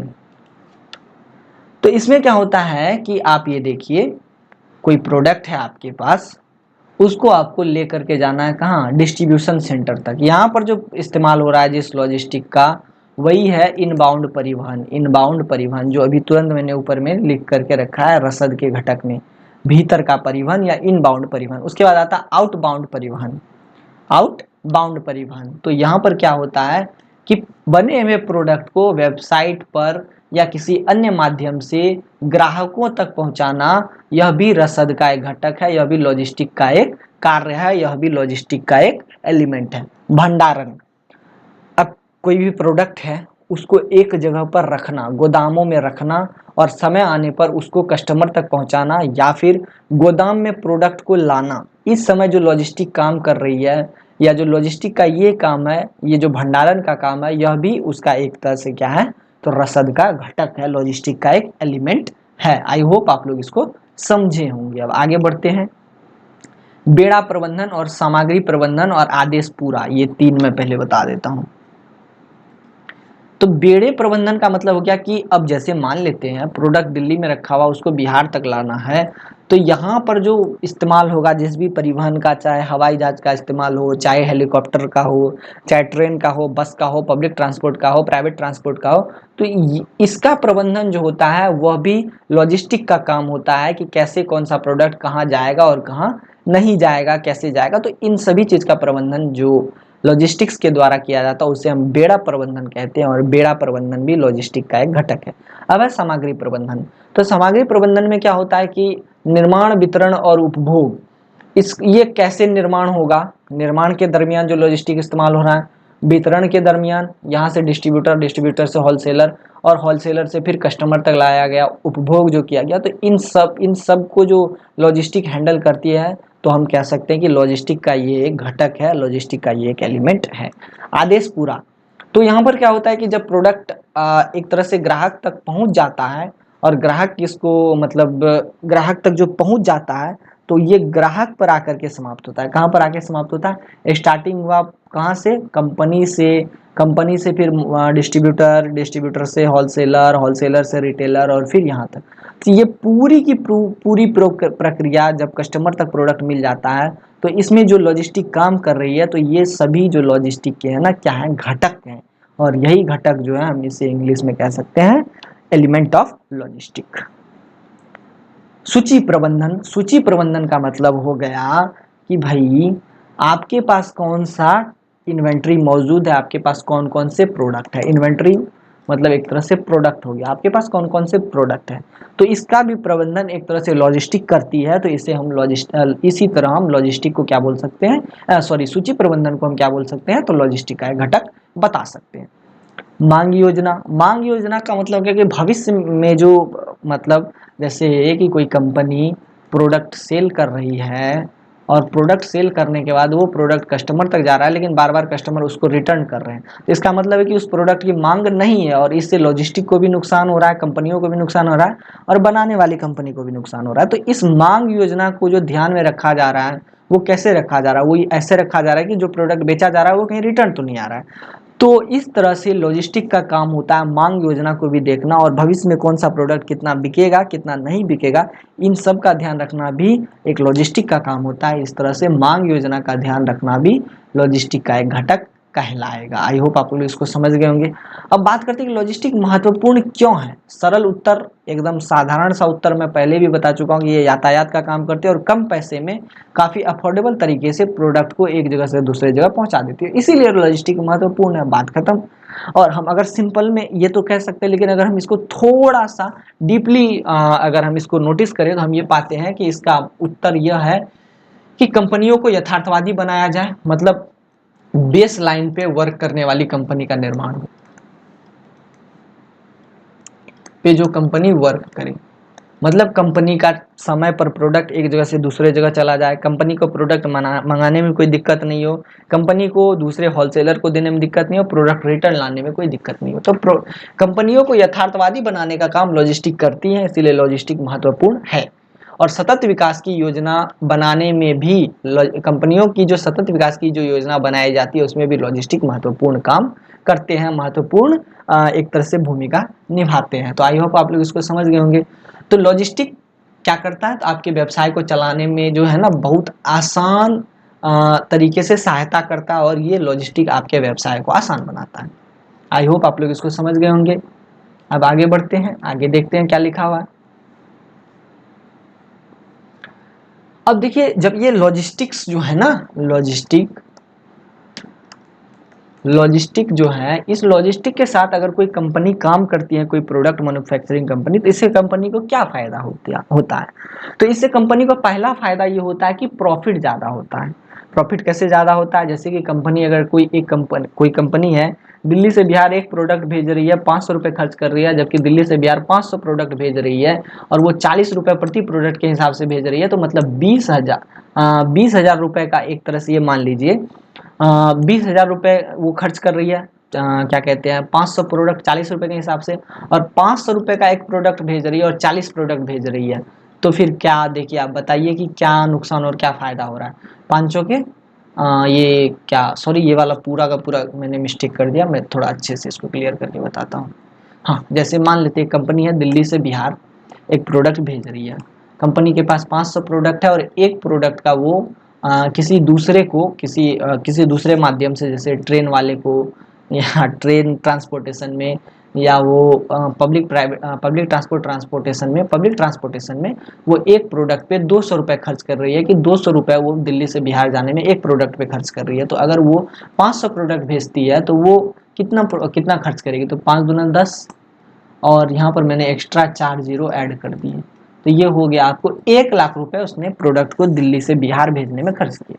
जबकि वही काम अगर वो किसी कुरियर कंपनी को दे देती है, 500 प्रोडक्ट है और कुरियर कंपनी वाला एक प्रोडक्ट का 40 रुपये लेता है, तो वही काम उसका 20,000 में हो जा रहा है। कितना में हो जा रहा है? तो 20,000 में हो जा रहा है। तो आप ये देखते हैं कि 1,00,000 और 20,000 में सीधे 4 गुना का डिफरेंस है, 4 गुना प्रॉफिट कंपनी को हो रहा है, और लॉजिस्टिक को तो प्रॉफिट हो ही रहा है क्योंकि उसको पैसा मिल जा रहा है, क्योंकि वो एक साथ 40 प्रोडक्ट ही नहीं ले जाएगी बल्कि और भी किसी कंपनी से माल ले लेगी, और भी किसी कंपनी के 50-60 या 5,000 प्रोडक्ट ले लेगी और सीधे वो बिहार को आ जाएगी। इससे लॉजिस्टिक को भी फ़ायदा, कंपनी को भी फ़ायदा। तो हम इस तरह से ये पाते हैं कि रसद के साथ या लॉजिस्टिक के साथ कंपनियों को अतिरिक्त मूल्य मिल जाता है, कंपनियों को अच्छा खासा प्रॉफिट मिल जाता है। आई होप आप लोग इसको समझ गए होंगे। अब देखिए कुशलता बढ़ाया जाता है। अब अभी के ज़माने में समय पर सब कुछ को, मतलब एक तरह से समय पर सब कुछ की डिमांड होती है, तो कस्टमर जो है ना चाहता है कि हमको वक्त से पहले सब कुछ मिल जाए। तो इस वजह से क्या हो रहा है कि एक तरह से कुशलता की आवश्यकता है। कुशलता की आवश्यकता होने की वजह से आप ये देखते हैं कि ऐसा मान के चलिए कि एक तरह से जब प्रोडक्ट जल्दी से जल्दी कस्टमर के पास पहुंच जाता है तो कस्टमर खुश हो जाता है। तो इससे क्या होता है कि बेहतर ग्राहक अनुभव भी मिल जाता है, ग्राहक भी खुश, कुशलता भी कंपनी की बढ़ती जाती है, लॉजिस्टिक के माध्यम से कंपनी का पैसा भी बच जाता है, और साथ में क्या होता है कि कंपनी को एक अच्छा साझेदार भी मिल जाता है लॉजिस्टिक के रूप में। तो इस तरह से कंपनियों को फायदा होता है। अतिरिक्त मूल्य बन गया कंपनी का, कंपनियां फेमस हो गई समय पर प्रोडक्ट भेज करके ग्राहकों को कंपनी ने पैसे भी बचा लिए, कंपनी को एक अच्छा साझेदार भी मिल गया। किसके रूप में? तो एक लॉजिस्टिक के रूप में। कंपनी की ब्रांड प्रतिष्ठा भी बढ़ जाती है। कंपनी का जब कोई कंपनी टाइम पे सब कुछ डिलीवर करती है, कंपनी अच्छे से अच्छे प्रोडक्ट मैन्युफैक्चर करती है, कंपनी जो है एक लॉजिस्टिक के माध्यम से इंडिया के या विश्व के किसी भी कोने में प्रोडक्ट भेज देती है, तो उससे उसकी ब्रांड की जो प्रतिष्ठा है वो और भी बढ़ती है। तो यह एक तरह से रसद के माध्यम से कंपनियों को प्रॉफिट होता है। आई होप आप लोग इसको समझ गए होंगे। छोटी मोटी बातें लिखी गई है। अब दूसरा क्वेश्चन है, मतलब इस वाले पैनल में, इस वाले लाइन में छोटी मोटी बातें लिखी गई, आप लोग उसको देख लीजिएगा। Now let's proceed to the second question, and the question is logistic उद्योग क्या है? अभी तुरंत मैंने लॉजिस्टिक के बारे में शॉर्टकट में बताया, अब हम लोग एक अच्छा से समझ लेते हैं कि लॉजिस्टिक उद्योग है क्या। तो मैं इसको थोड़ा क्लियर कर देता हूँ। लॉजिस्टिक विभिन्न प्रक्रियाओं का एक क्षेत्र है जिसमें इन्वेंट्री, पहले मैं बता चुका हूँ, प्रोडक्ट जो है उसकी लिस्टिंग इंटरनेट पर करना, वेबसाइट पर करना या लोगों के सामने पेश करना। तो यह एक तरह से लॉजिस्टिक की प्रक्रिया वाला क्षेत्र है, विभिन्न प्रक्रियाओं का क्षेत्र है जिसमें इन्वेंट्री मैनेजमेंट होता है, पैकेजिंग देखा जाता है, वेयर हाउसिंग मतलब स्टोरेज देखा जाता है, लेबलिंग देखा जाता है, बिलिंग देखा जाता है, शिपिंग, पेमेंट, कलेक्शन, ये सभी चीज़ें जो है ना लॉजिस्टिक के अंदर रखी जाती है। लॉजिस्टिक विभिन्न प्रक्रियाओं का ऐसा ही क्षेत्र है जिसमें हम ये सब चीज़ें देखते हैं। समझ में आया? सामान की वापसी, रिटर्न, एक्सचेंज। आप फ्लिपकार्ट का यूज़ करते हैं तो वहाँ जब आप प्रोडक्ट रिटर्न करते हैं तो आपसे दो बातें पूछता है, आप प्रोडक्ट रिटर्न करना चाहते हैं या रिटर्न के बदले कभी कभी रिफंड भी लिखा हुआ मिलता है, प्रोडक्ट रिफंड करना चाहते हैं या एक्सचेंज करना चाहते हैं। एक्सचेंज का मतलब बदल के आप दूसरा प्रोडक्ट ले लीजिए, रिफंड या रिटर्न का मतलब पैसे आपको वापस मिल जाएंगे। तो ये सब किसकी वजह से होता है? ये सब होता है लॉजिस्टिक की वजह से।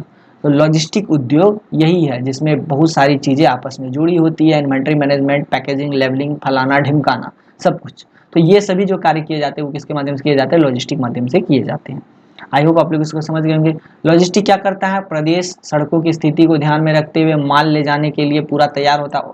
हर लॉजिस्टिक वाले को पता होता है कि किस जगह, किस देश में या देश के किस कोने में कैसी सड़कें हैं, कैसे प्रोडक्ट को यहाँ से वहाँ ले जाना, तो इन सभी चीज़ों का ज्ञान लॉजिस्टिक वाले को होता है। ठीक है, आई होप आप लोग इसको समझ गए होंगे। और एक लॉजिस्टिक यूनिट बनाने का मुख्य उद्देश्य अगर हम बात करें तो वो होता है पार्सल को बहुत ही तेजी के साथ और सुरक्षित एवं सटीक तरीके से कस्टमर को डिलीवर करना। आई होप आप लोग इसको समझ रहे होंगे। आगे बढ़ते हैं।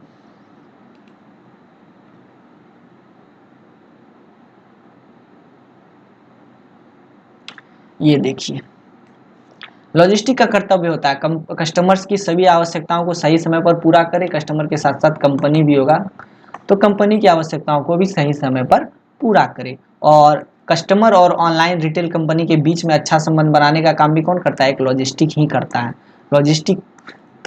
लॉजिस्टिक कंपनी, इसका जो डिलीवरी बॉय होता है या इसका पिकअप बॉय जो होता है, यही एक कंपनी और एक लॉजिस्टिक के बीच में एक अच्छे संबंध बनाने का काम करता है। आई होप आप लोग इसको समझ रहे होंगे। अब देखिए लॉजिस्टिक जो है ना, लॉजिस्टिक उद्योग का फायदा क्या है? तो इससे क्या होता है? रोजगार में वृद्धि होती है।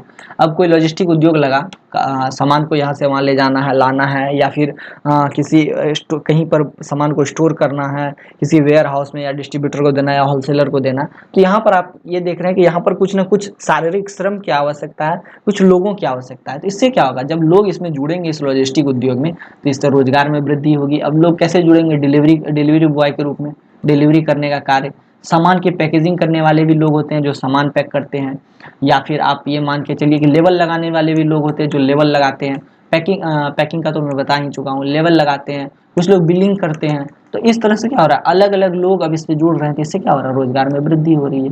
आई होप आप लोग इसको समझ गए होंगे। डिजिटलाइजेशन या डिजिटलीकरण और स्वचालन में वृद्धि। तो लॉजिस्टिक कंपनियां अब डिजिटल हो चुकी हैं। क्या हो चुकी हैं? डिजिटल हो चुकी हैं।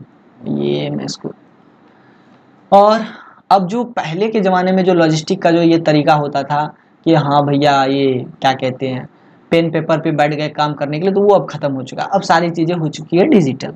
तो यह भी लॉजिस्टिक का एक फ़ायदा भी है और एक अच्छी कमाई का स्रोत भी है। लॉजिस्टिक के माध्यम से अभी तुरंत मैंने ऊपर आपको बताया, कंपनी को भी अच्छा प्रॉफिट हो जाता है, लॉजिस्टिक कंपनियों को भी अच्छा खासा प्रॉफिट हो जाता है। आई होप आप लोग इसको समझ गए होंगे। अब इन लॉजिस्टिक कंपनियों का या इस लॉजिस्टिक उद्योग को लगाने का क्या मकसद है वो मैं आप लोगों को बता देता हूँ। अभी के दौर में अगर हम बात करें पर्सनली या व्यापक तौर पर बात करें तो अभी के दौर में लॉजिस्टिक उद्योग का पहला उद्देश्य है ऑनलाइन शॉपिंग को आसान बनाना। बदलते समय के साथ इंसान जो है ना नेक्स्ट अलग अलग जनरेशन के इंटरनेट का फ़ायदा उठा रहा है। अब इससे क्या हो रहा है कि इंटरनेट जनरेशन ने जो रफ्तार पकड़ी है उसे लॉजिस्टिक उद्योग ने भी एक तरह से रफ्तार पकड़ ली है। ऑनलाइन शॉपिंग का क्रेज़ अब काफ़ी ज़्यादा है और इस वजह से लॉजिस्टिक उद्योग लगाया जा रहा है ताकि लॉजिस्टिक उद्योग से के माध्यम से कंपनियों को भी, प्रोडक्ट बनाने वाली कंपनियों को भी फ़ायदा हो जाए और ये लॉजिस्टिक वाले को भी फ़ायदा हो जाए। और लॉजिस्टिक उद्योग का क्षेत्र मैंने सिंपल तो बता ही दिया कि इसका छोटा सा मतलब, या कह लें कि अभी ये दौर में वास्तविक क्षेत्र इसका एक तरह से ई कॉमर्स का है, ऑनलाइन शॉपिंग का। लेकिन इसके कुछ और क्षेत्र भी हैं जो कि मैं आपको पहले ही बता चुका हूँ। इसके क्षेत्र में क्या आता है? प्रोडक्शन आता है, डिस्ट्रीब्यूशन आता है, पैकेजिंग आती है, लेबलिंग आती है, वेयर हाउसिंग आती है। तो ये सारी चीज़ें इस लॉजिस्टिक उद्योग के क्षेत्र के अंदर आती है, इसलिए लॉजिस्टिक उद्योग का क्षेत्र काफ़ी विस्तृत है। आई होप आप लोग इसको समझ गए होंगे। ग्राहकों की संतुष्टि या ग्राहक संतुष्टि की परिभाषा क्या है, विस्तार से बताइए। तो ग्राहक संतुष्टि का क्या मतलब हुआ दोस्तों?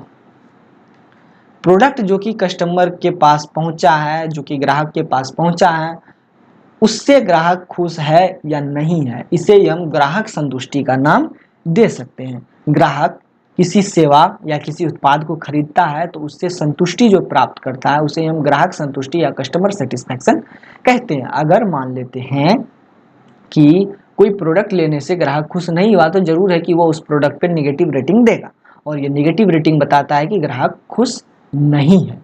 आई होप आप लोग इसको समझ गए। और अगर पॉजिटिव रेटिंग देता है तो इसका मतलब ग्राहक खुश है। अब एक थे ओलिवर, उन्होंने ग्राहक संतुष्टि को निम्न तरीके से परिभाषित किया। उन्होंने कहा कि satisfaction is the customer fulfilment response, it is a judgement that a product or a service feature or the product or service itself provides a pleasurable level of consumption related fulfilment. तो संतुष्टि जो है ना, वो ग्राहक की पूर्ति की प्रक्रिया है। यह एक निर्णय है कि एक उत्पाद या सेवा या सुविधा या उत्पाद या सेवा ही उपभोग से संबंधित पूर्ति का एक सुखद स्तर प्रदान करती है। आप लोग इसको समझे नहीं होंगे, जो यहाँ पर ये लिखा गया है ना, ये शुद्ध लिख दिया गया है। मैं इसको समझाता हूँ, हिंदी में अपने तरीके से समझाता हूँ। तो संतुष्टि ये बताता है कि भैया देखिए, जो उत्पाद या जो सेवा जो कि कंपनी से और प्रोवाइड की गई है वह एक सुखद स्तर पर है, तो यही ग्राहक संतुष्टि है। आई होप आप लोग इसको समझे होंगे।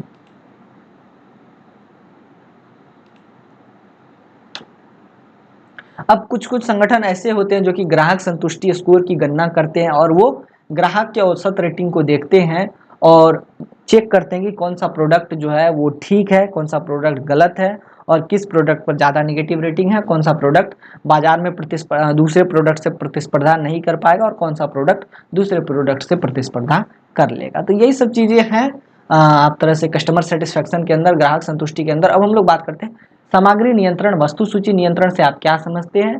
सामग्री नियंत्रण वस्तु सूची नियंत्रण की आवश्यकता अथवा उद्देश्य बताइए। तो सामग्री नियंत्रण से आशय, ये थोड़ा सा मैं ऊपर कर देता हूं, एक सेकेंड।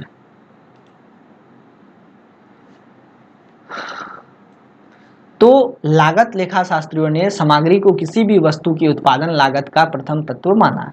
तो यहाँ पर ये है कि जो सामग्री है, जो रॉ मटेरियल है, वह किसी भी प्रोडक्ट के मैन्युफैक्चरिंग का पहला यूनिट है। कोई भी जो प्रोडक्ट बनता है उसमें सबसे पहले रॉ मटेरियल की आवश्यकता होती है। तो रॉ मटेरियल जो है ना, अगर किसी भी उत्पादन संस्थान में कार्यकुशलता को हमें हासिल करना है तो सबसे पहले रॉ मटेरियल पर नियंत्रण करना पड़ेगा। मतलब मेरा कहना यह है कि कम से कम कच्चा माल का इस्तेमाल हो, ज़्यादा से ज़्यादा प्रोडक्शन हो, कच्चे माल की बर्बादी ज़्यादा ना हो, कच्चे माल की चोरी ना हो जाए। अब मान लेते हैं बड़ा उद्योग धंधा है, बड़ी फैक्ट्री है, उसके अंदर 50,000 वर्कर्स काम कर रहे हैं। हो सकता है कोई वर्कर्स चोर निकल गया, कोई वर्कर चोर निकल गया, रोज के रोज रॉ मटेरियल चुरा लेगा, तो फिर इससे कंपनी को लॉस होगा ना। तो सामग्री नियंत्रण इसे ही कहते हैं हम, कि इसमें हम क्या करते हैं, तो सबसे पहले क्या करते हैं, सामग्री पे नियंत्रण करते हैं कि कितना कम से कम सामग्री लगे और ज़्यादा से ज़्यादा प्रोडक्शन हो। आप इसको अपनी निजी ज़िंदगी में भी देखते हैं, कम से कम पैसा लगे और ज़्यादा से ज़्यादा बढ़िया प्रोडक्ट मिल जाए। मैं एक एग्जाम्पल दे रहा था, ठीक है, बुरा मत मानिएगा। तो ये है कि पहले सामग्री पर नियंत्रण, फिर उसके बाद ये देखा जाता है कि सामग्री कोई चोरी तो नहीं हो रहा है, सामग्री ज़्यादा बर्बाद तो नहीं हो रहा, इधर उधर फेंका तो नहीं जा रहा, जिसका जो सामग्री किधर जिधर रखा जाना चाहिए वो वहाँ रखा हुआ है या नहीं। तो यही सामग्री नियंत्रण है। आई होप आप लोग इसको समझ गए होंगे। अब आगे बढ़ते हैं।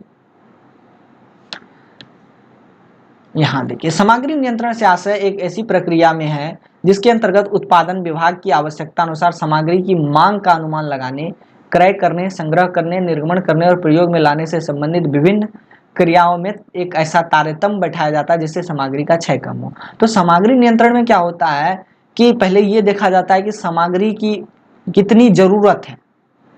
पहले ये देखा जाता है कि कितनी सामग्री की जरूरत है कि मेरा कोई प्रोडक्ट बन जाएगा। उसके बाद ये देखा जाता है कि सामग्री को खरीदने में कितना पैसा लगेगा। आई होप आप लोग उसको समझ रहे होंगे। उसके बाद ये देखा जाता है कि सामग्री को हम संग्रह करेंगे, कैसे करेंगे। उसके बाद हम कैसे लाएंगे सामग्री को मैन्युफैक्चरिंग यूनिट तक, फैक्ट्री तक। उसके बाद हम कैसे इसको एक तरह से एक सीक्वेंस में डालेंगे कि सामग्री का कम से कम क्षय हो। इसे ही हम सामग्री नियंत्रण की संज्ञा दे सकते हैं। आई होप आप लोग इसको समझ रहे होंगे। आगे बढ़ते हैं।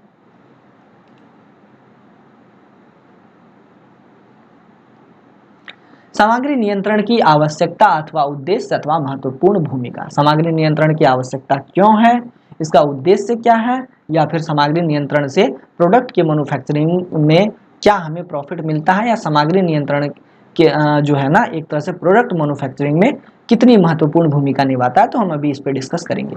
उत्पादन विभाग को सामग्री की नियमित पूर्ति करना। तो ऐसा है कि जो उत्पादन विभाग है, जो मैन्युफैक्चरिंग यूनिट है, जो जो प्रोडक्ट मैन्युफैक्चर कर रही है, तो उसको कितनी सामग्री दी जाए कि वो ज़्यादा से ज़्यादा ज़्यादा से ज़्यादा प्रोडक्शन कर सके, ज़्यादा से ज़्यादा अपना उत्पादन बढ़ा सके। तो वहाँ पर सामग्री नियंत्रण की आवश्यकता होती है। उसके बाद सामग्री के क्षय तथा बर्बादी को रोकना। पहले भी मैं बता चुका हूँ कि सामग्री के क्षय तथा बर्बादी को रोकना सामग्री नियंत्रण का एक अंग है। उसके बाद सामग्री के गबन या चोरी को रोकने का काम भी सामग्री नियंत्रण में देखा जाता है, और यही सामग्री नियंत्रण का उद्देश्य है, और ये सामग्री नियंत्रण की आवश्यकता भी है। और सामग्री नियंत्रण जो इस तरह से जो है एक हम कह सकते हैं कि यह प्रोडक्ट के प्रोडक्शन में एक महत्वपूर्ण भूमिका निभाता है। सामग्री की लागतों पर नियंत्रण रखने का काम भी किया जाता है इसी माध्यम से। मतलब पिछले बार कितने की सामग्री आई, दूसरे बार कितने रुपए की सामग्री आई, तीसरे बार कितने, इस तरह से हमें पता चलता है कि कितना दाम बढ़ा, कितना दाम घटा। कार्यशील पूंजी का समुचित उपयोग। जितना पैसा है, अब कोई कुछ चोरी हो गया, तो चोरी होने से तो कंपनी को नुकसान हुआ। अब कंपनी को तो पता है नहीं कि उसका नुकसान हो रहा है, तो उसकी कार्यशील पूंजी का हास्य हो रहा है। तो अगर हमें पता हो कि कैसे भंडारण करना है, कैसे क्या करना है, कैसे सामग्री पर नियंत्रण करना है, तो इस तरह से हम कार्यशील पूंजी का भी समुचित उपयोग कर सकते हैं और कार्यशील पूंजी को भी बचा सकते हैं। लागत लेखांकन को प्रभावी बनाना। अभी तुरंत बताएं पिछली बार कितने रुपए का आया, अब की बार कितने का आया, और अगले बार कितने का आया। तो इस तरह से हमें ये पता चलता है कि कौन से प्रोडक्ट में कितना लागत लग रहा है। मान लेते हैं पहली बार हमें 200 करोड़ लगा, और दूसरे बार 300 करोड़, और चौथे बार तीसरे बार, पहले दूसरे और तीसरे बार 250 करोड़।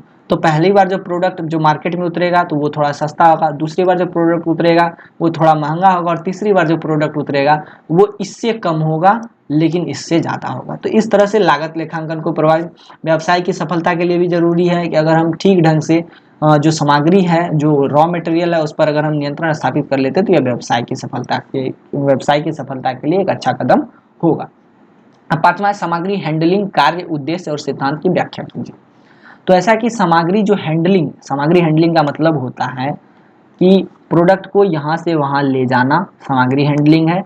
या फिर किसी फैक्ट्री में कभी कभी ऐसा होता है, या अभी के दौर में हर चीज़ कंप्यूटर पे चल रहा है, हर चीज़ मशीनों से हो रहा है, तो वो क्यों हो रहा है, तो ये भी सामग्री हैंडलिंग का एक कह ले कि घटक है।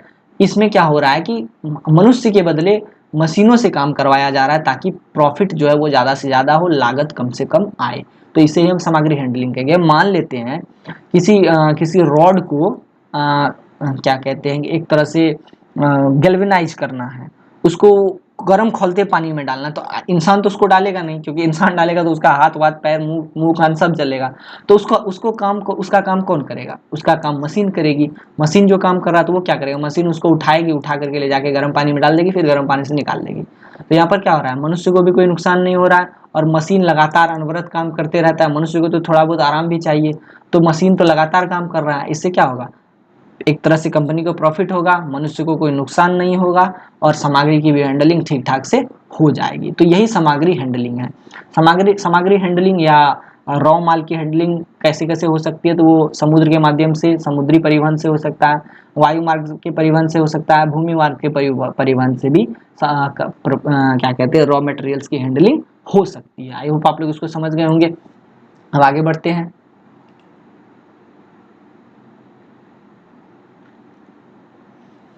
देखिए दोस्तों, जिन भी लोगों को ये पीडीएफ चाहिए तो उन लोगों के लिए ये पीडीएफ भी अवेलेबल होगी। पीडीएफ आप लोगों को डिस्क्रिप्शन बॉक्स में मिल जाएगा।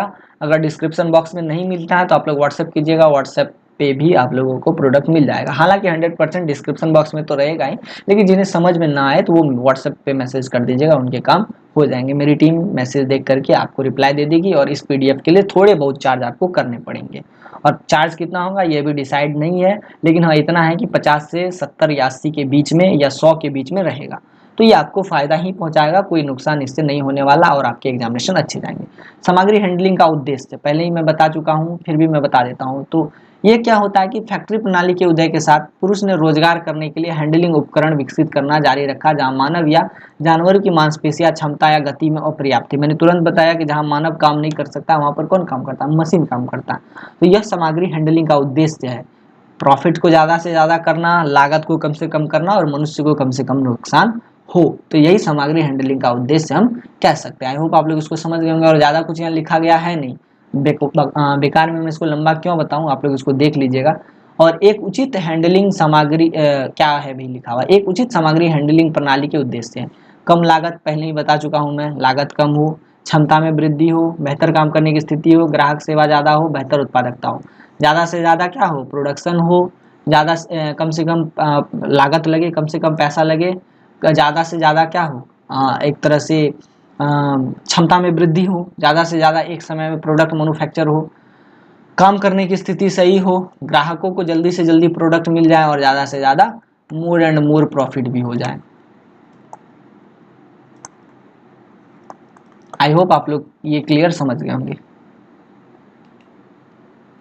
अब है सामग्री हैंडलिंग के कार्य। सामग्री हैंडलिंग कहाँ कहाँ होता है, तो सामग्री हैंडलिंग हम कहाँ कहाँ देखते हैं, तो हम ये देखते हैं उद्योग धंधों में, सुपरमार्केट में, कार्यालय में, निर्माण परियोजनाओं में, बैंक में, सभी जगहों पर हम इस तरह की चीज़ें देखते हैं। और सामग्री हैंडलिंग में लीवर, पुल, पुली, व्हील, इसी जैसे यंत्रों को लागू किया जाता है, ऐसी ही मशीनों का इस्तेमाल किया जाता है। उद्योग धंधे में अभी एग्जाम्पल जो मैं दे रहा था सारे उद्योग धंधे का दे रहा था।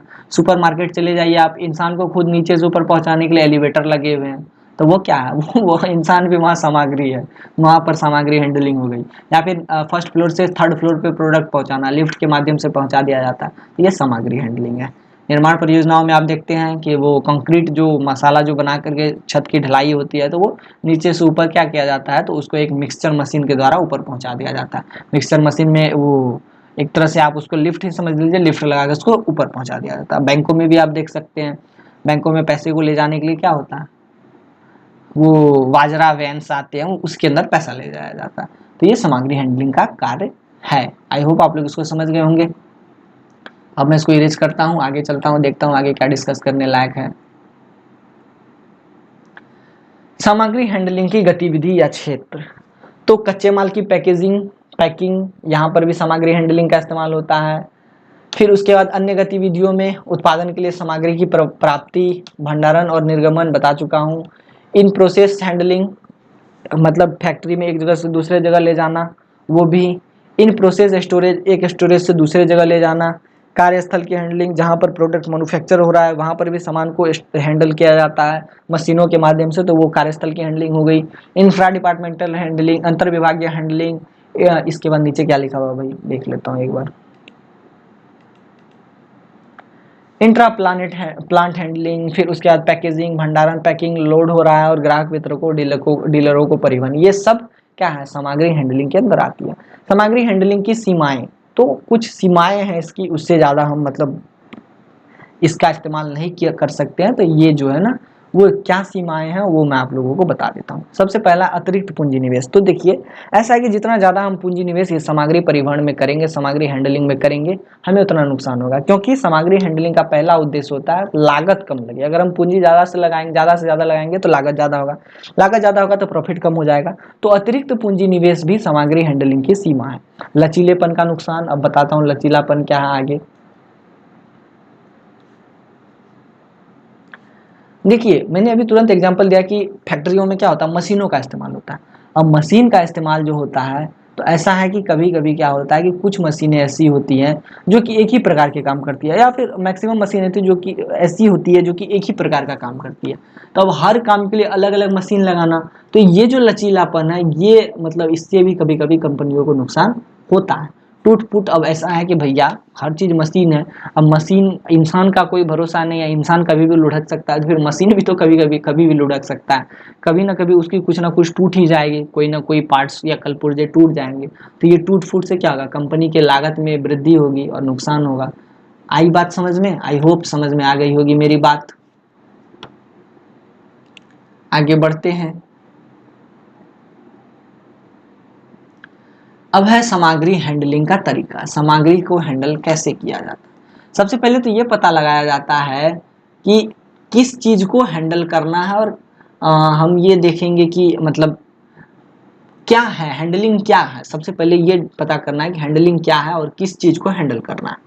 उसके बाद ये पता लगाया जाता है कि किस पैरामीटर्स को ध्यान में रख के हैंडलिंग करना है। मान लेते हैं कहीं पर कोई प्रोडक्ट ले जाना है और प्रोडक्ट को ले जाया जा रहा है ट्रक से, और ट्रक की क्षमता 1000 किलो वजन ले जाने की, और उस पर डाल देंगे 1500 किलो वजन।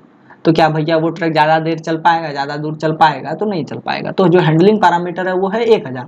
तो 1000 के अंदर ही, तो 1000 केजी के अंदर ही तो हमें प्रोडक्ट ले जाना है।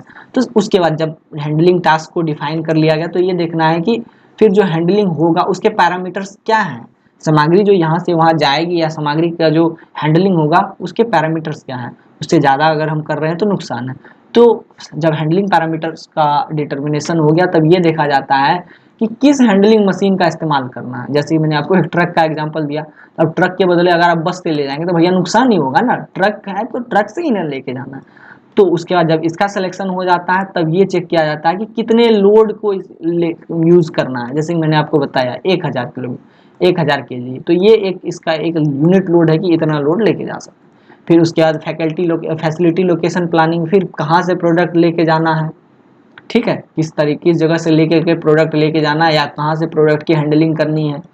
यह जब हो जाता है तो फिर डायमेंशनिंग की जाती है कि कैसे इस प्रोडक्ट को चढ़ाना है और कैसे इसको हैंडल करना है। जैसे ट्रक से लेकर के जाना है तो इसको कैसे ट्रक में चढ़ाएंगे, किस मशीन का इस्तेमाल किया जाएगा, तो उसकी डायमेंशनिंग की जाती है, और फिर ट्रक इसको कैसे लेके जाएगा। फिर उसके बाद शेड्यूलिंग किया जाता है कि हाँ भैया इस तारीख को इतने समय में ये प्रोडक्ट यहाँ से यहाँ हैंडल कर ली जाएगी, या फिर ये मशीन इतने समय में इस प्रोडक्ट को इतना केजी या इतने समय में इस प्रोडक्ट को यहाँ से वहाँ हैंडल करके रख देगी। आई होप आप लोग इसको समझ गए होंगे। अब आगे बढ़ते हैं, देखते हैं आगे क्या है। गैस पेपर 2 में आ गए हम लोग। यहाँ पर है रॉ मटेरियल, सप्लायर, मैन्युफैक्चरर, और यहाँ पर ये बताया गया कि कैसे जो है ना लॉजिस्टिक मैनेजमेंट साइकिल चलता है। तो सबसे पहले रॉ मटेरियल पहले बता चुका हूँ, फिर वो सप्लायर के पास रॉ मटेरियल जो बनाता है, अब वो रॉ मटेरियल जो बना रहा है, अब वो जो मैन्युफैक्चरर को बेचेगा, फैक्ट्री को बेचेगा, तो वो हो गया सप्लायर। फिर मैन्युफैक्चरर वाला डिस्ट्रीब्यूटर को देगा, ठीक है, डिस्ट्रीब्यूटर वाला किसको देगा, डिस्ट्रीब्यूटर वाला कस्टमर को देगा, कस्टमर कंज्यूमर को देगा, और इस तरह ये प्रक्रिया खत्म होगी। कस्टमर यहाँ डिस्ट्रीब्यूटर वाले डिस्ट्रीब्यूशन के बाद ये कस्टमर कह लें, या फिर इसको आप ये कह सकते हैं होलसेलर या रिटेलर, और ये कंज्यूमर तक देगा। कंज्यूमर किसको, उपभोक्ता तक पहुंचाएगा। ये कस्टमर नहीं, इसको आप लोग यहाँ होलसेलर ही कर लीजिएगा, ये ज़्यादा बेटर लग रहा है हमको। तो इस तरह से ये लॉजिस्टिक मैनेजमेंट का साइकिल चलता है। ये मैं पहले भी आप लोगों को बता चुका हूँ, फिर भी ये पिक्चर में यहाँ डाला हुआ है तो यहाँ बताना जरूरी था। अब आगे बढ़ते हैं। निम्नलिखित प्रश्नों के उत्तर देना है। संभारण के वर्गीकरण, सिद्धांत और प्रमुख गतिविधियों की संक्षिप्त टिप्पणी लिखिए। तो संभारण के बारे में तो मैं बता चुका हूँ कि संभारण है क्या, लॉजिस्टिक है क्या, पहले ही बता चुका हूँ कि एक प्रक्रिया है जिसमें माल, सेवा, सूचनाओं को योजनाबद्ध तरीके से उसके उत्पत्ति वाले स्थान से उपयोग वाले स्थान पर ले जाया जाता है, जहाँ बना और जहाँ यूज किया गया। उन दोनों के बीच में जो ले जाया और ले जाना और लेके आने का जो काम होता है वो कौन करता है, लॉजिस्टिक करता है। ये मैं पहले ही बता चुका हूँ, तो ये आप समझ गए। अब संसाधनों का वर्गीकरण ये बताना है, और ये भी मैं बता चुका, संसाधन नहीं है भाई, संभारण का वर्गीकरण है, ये भी मैं बता चुका हूँ। लॉजिस्टिक के प्रकार, जिसमें कि मैंने आपको 5 प्रकार बताए थे, और सबसे पहला बताया था मैंने आप लोगों को खरीद लॉजिस्टिक। फिर उसके बाद मैंने बताया था उत्पादन लॉजिस्टिक। आप लोग ऊपर वीडियो देखिएगा या पीछे रिवाइंड करके देख लीजिए, वहाँ पर आप लोगों को दिख जाएगा। फिर उसके बाद मैंने बताया था खरीद लॉजिस्टिक। फिर रिसाइकलिंग लॉजिस्टिक बताया था, ये क्या कहते हैं, रिवर्स लॉजिस्टिक, एक तरह से इसको समझ लीजिए, रिवर्स का क्या हम कह सकते हैं, व्युत्क्रम। ऊपर में और भी अच्छे से मैंने बताया है, आप लोग उसको देख लीजिएगा। और उसके बाद क्या था भाई, रिसाइकलिंग लॉजिस्टिक, पुनर्चक्रण लॉजिस्टिक। तो ये इसके बारे में मैं पहले ही बता चुका हूँ, लेकिन यहाँ पर एक चीज़ और है बताने के लिए, वो आगे मैं बता देता हूँ आप लोगों को। तो लॉजिस्टिक के प्रकार या लॉजिस्टिक का वर्गीकरण, इसमें छोटी मोटी बातें दी गई हैं, ठीक है, आप लोग उसको देख लीजिएगा, समझने लायक इसमें कुछ है नहीं। कहाँ है भाई लॉजिस्टिक के प्रकार? अच्छा चलिए, लॉजिस्टिक के प्रकार जब वहाँ आएगा तो मैं वहाँ बता दूंगा। पहले बता देता हूँ कि आपूर्ति श्रृंखला प्रबंधन के सिद्धांत। तो इसमें क्या होता है ना कि ये भी मैं बता चुका हूँ कि कैसे इसका मतलब सिस्टम होता है, कैसे किन चीज़ों को किया जाता है। सबसे पहले संसाधन आधारित दृष्टिकोण अपनाया जाता है, फिर लेन देन लागत दृष्टिकोण, फिर जानकारी आधारित दृष्टिकोण को अपनाया जाता है। ठीक है, फिर उसके बाद रणनीतिक विकल्प, फिर एजेंसी सिद्धांत अपनाया जाता है, फिर संस्थागत सिद्धांत, प्रणाली सिद्धांत और नेटवर्क दृष्टिकोण। अब देखिए, इन सब चीज़ों के बारे में मैं पहले ही बता चुका हूँ कि कैसे कोई प्रोडक्ट मैन्युफैक्चरिंग यूनिट से दूसरे तीसरे यूनिट में जाता है, कैसे एजेंसी में जाता है, किस नेटवर्क के हिसाब से क्या कैसे कैसे लॉजिस्टिक का नेटवर्क होता है, वो सभी चीज़ें मैं बता चुका हूँ और यहाँ पर ये बताने की आवश्यकता है नहीं। आई होप आप लोग समझ रहे होंगे, क्योंकि वीडियो भी लंबा हो रहा है तो परेशानी होगी। अब है कि गतिविधियाँ, तो ये मैं बता चुका हूँ कि गतिविधि जो अंदर में जो काम चलता होता है लॉजिस्टिक का, इनबाउंड काम चलता है, रॉ मटेरियल को मैन्युफैक्चरर तक पहुँचाना, फिर मैन्युफैक्चरर से प्रोडक्ट को उठा के डिस्ट्रीब्यूटर तक, डिस्ट्रीब्यूटर से होलसेलर, होलसेलर से रिटेलर, रिटेलर से कस्टमर। तो यही जो है ना, यही जो चेन बन रहा है, यही गतिविधि है किसकी? तो यही गतिविधि है आपको लॉजिस्टिक्स की। तो इसमें बताने लायक कुछ है नहीं। क्या भाई, क्या खोल दिया मैंने बेकार में, इतना लंबा चौड़ा मतलब लिखा गया है। ये मेरा नहीं लिखा हुआ, ये असाइनमेंट है और मैं इसको बता रहा हूँ, तो इसमें बताने लायक कुछ है नहीं। आगे है, ये सब चीज़ें बकवास लिखी गई हैं, इसको आप लोग नहीं भी लिखेंगे एग्जाम में तो चलेगा, कोई इशू नहीं है। आपसे में भी ये पूछा भी नहीं जाएगा। अब रसद के प्रकार, ये मैं पहले भी बता चुका हूँ। रसद के प्रकार 5 प्रकार मैंने बताए थे, लेकिन यहाँ 2 प्रकार ही बताया गया। तो ये 2 प्रकार क्या है वो मैं आपको बताता हूँ। इसी को मतलब एक तरह से सब क्लासिफाइड करेंगे तो ये 5 होगा। मतलब इसको हम इन 2 को हम 5 भागों में तोड़ सकते हैं। सबसे पहला इनबाउंड या अपस्ट्रीम। इसमें क्या होता है कि प्रोडक्ट को प्रोडक्ट को मैन्युफैक्चरिंग यूनिट तक ले जाया जाता है। जब प्रोडक्ट मैन्युफैक्चर हो जाता है तो उसको भंडारण स्टोर किया जाता है। स्टोर करने के बाद उत्पाद या सेवा विभाग को कच्चे माल और भागों की जो आपूर्ति है ना, ये एक तरह से किसका काम है? तो इनबाउंड लॉजिस्टिक का काम है। मतलब मेरा कहना ये है कि कच्चे माल को उठाना, कहाँ तक पहुँचाना? फैक्ट्री तक पहुँचाना, निर्माण उद्योग तक पहुँचाना और उत्पाद विभाग तक पहुंचाना या सेवा विभाग तक पहुंचाने का काम जिस लॉजिस्टिक के माध्यम से किया जाता है उसे हम इनबाउंड लॉजिस्टिक कहते हैं। अगर हम इसको तोड़े तो हम ये पाते हैं कि इसमें पहला आता है खरीद लॉजिस्टिक, जिसमें कच्चे माल की खरीद होती है। ठीक है, खरीद लॉजिस्टिक। और खरीद लॉजिस्टिक के बाद आता है आपका प्रोडक्शन लॉजिस्टिक, उत्पादन लॉजिस्टिक।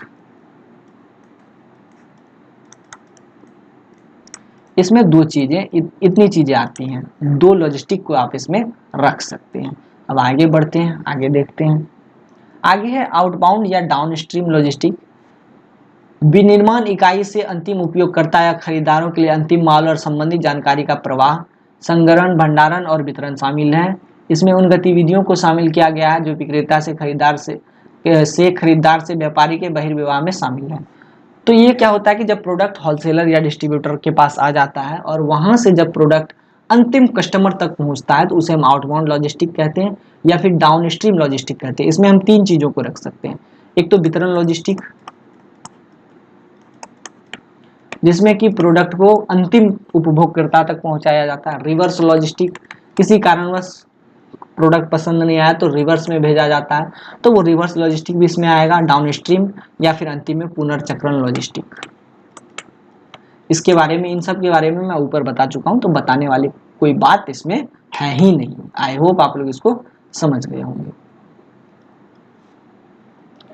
संभारण प्रबंधन क्या है भाई? संभारण प्रबंधन चक्र की प्रमुख अंतर संबंधित गतिविधियां क्या है, वर्णन कीजिए। ये मैं पहले भी बता चुका हूं ऊपर में, तो मैं अभी शॉर्टकट में इसको बता देता हूं। सबसे पहले ये देखा जाता है कि ग्राहकों को सेवा कैसे दी जानी है। सबसे पहली बात ये चेक किया जाता है कि ग्राहक को अच्छी सेवा मिले, तो ये सबसे पहले देखा जाता। अब दूसरा आता है उत्पादों का चयन, कौन सा प्रोडक्ट चूज किया जाए कि वो प्रोडक्ट ग्राहकों को पसंद आए। तो ये उत्पादों का चयन किसकी एक आंतरिक गतिविधि है? तो संभारण प्रबंधन चक्र की, logistic management cycle, logistic management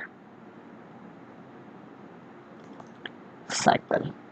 तो इसकी एक आंतरिक गतिविधि है उत्पादों का चयन, किस प्रोडक्ट को बेचा जाना है, कौन सा उत्पाद सही होगा मार्केट के लिए, यह डिसाइड करना किसका काम है, तो संभारण प्रबंधन चक्र का काम है। आई होप आप लोग इसको समझे होंगे। अब आगे बढ़ते हैं। अब उत्पादों के चयन के अंदर अगर हम देखें तो हम ये पाते हैं कि नए उत्पादों का परिचय।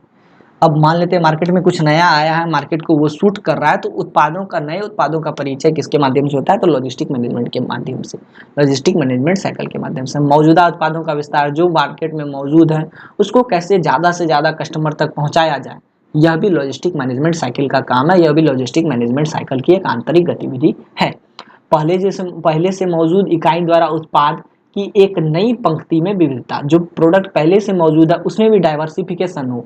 मान लेते हैं कपड़ा है, कपड़ा कंपनी ने मैन्युफैक्चर किया लाल रंग का, तो अब ये केवल लाल ही ना हो बल्कि हरा, नीला, ब्लू, काला, पीला सभी ऑप्शंस में अवेलेबल हो, ताकि ज़्यादा से ज़्यादा कस्टमर की रीच हो, ज़्यादा से ज़्यादा कस्टमर इसको मतलब एक तरह से मतलब लाइक करे। व्यापार एकीकरण निवेश, जो तैयार उत्पाद में कच्चे माल का चरण दर चरण और अनुक्रमिक रूपांतरण है, कटाई, बुनाई और प्रसंस्करण के माध्यम से कच्चे कपास को तैयार कपड़े में बदलना। तो यह भी उत्पादन का एक चयन होता है कि कैसे किस प्रक्रिया से उत्पाद को करना है, कैसे किस प्रक्रिया से कोई प्रोडक्ट उत्पादन करना है। तो आप लोग इसको समझ गए होंगे। अब आगे बढ़ते हैं।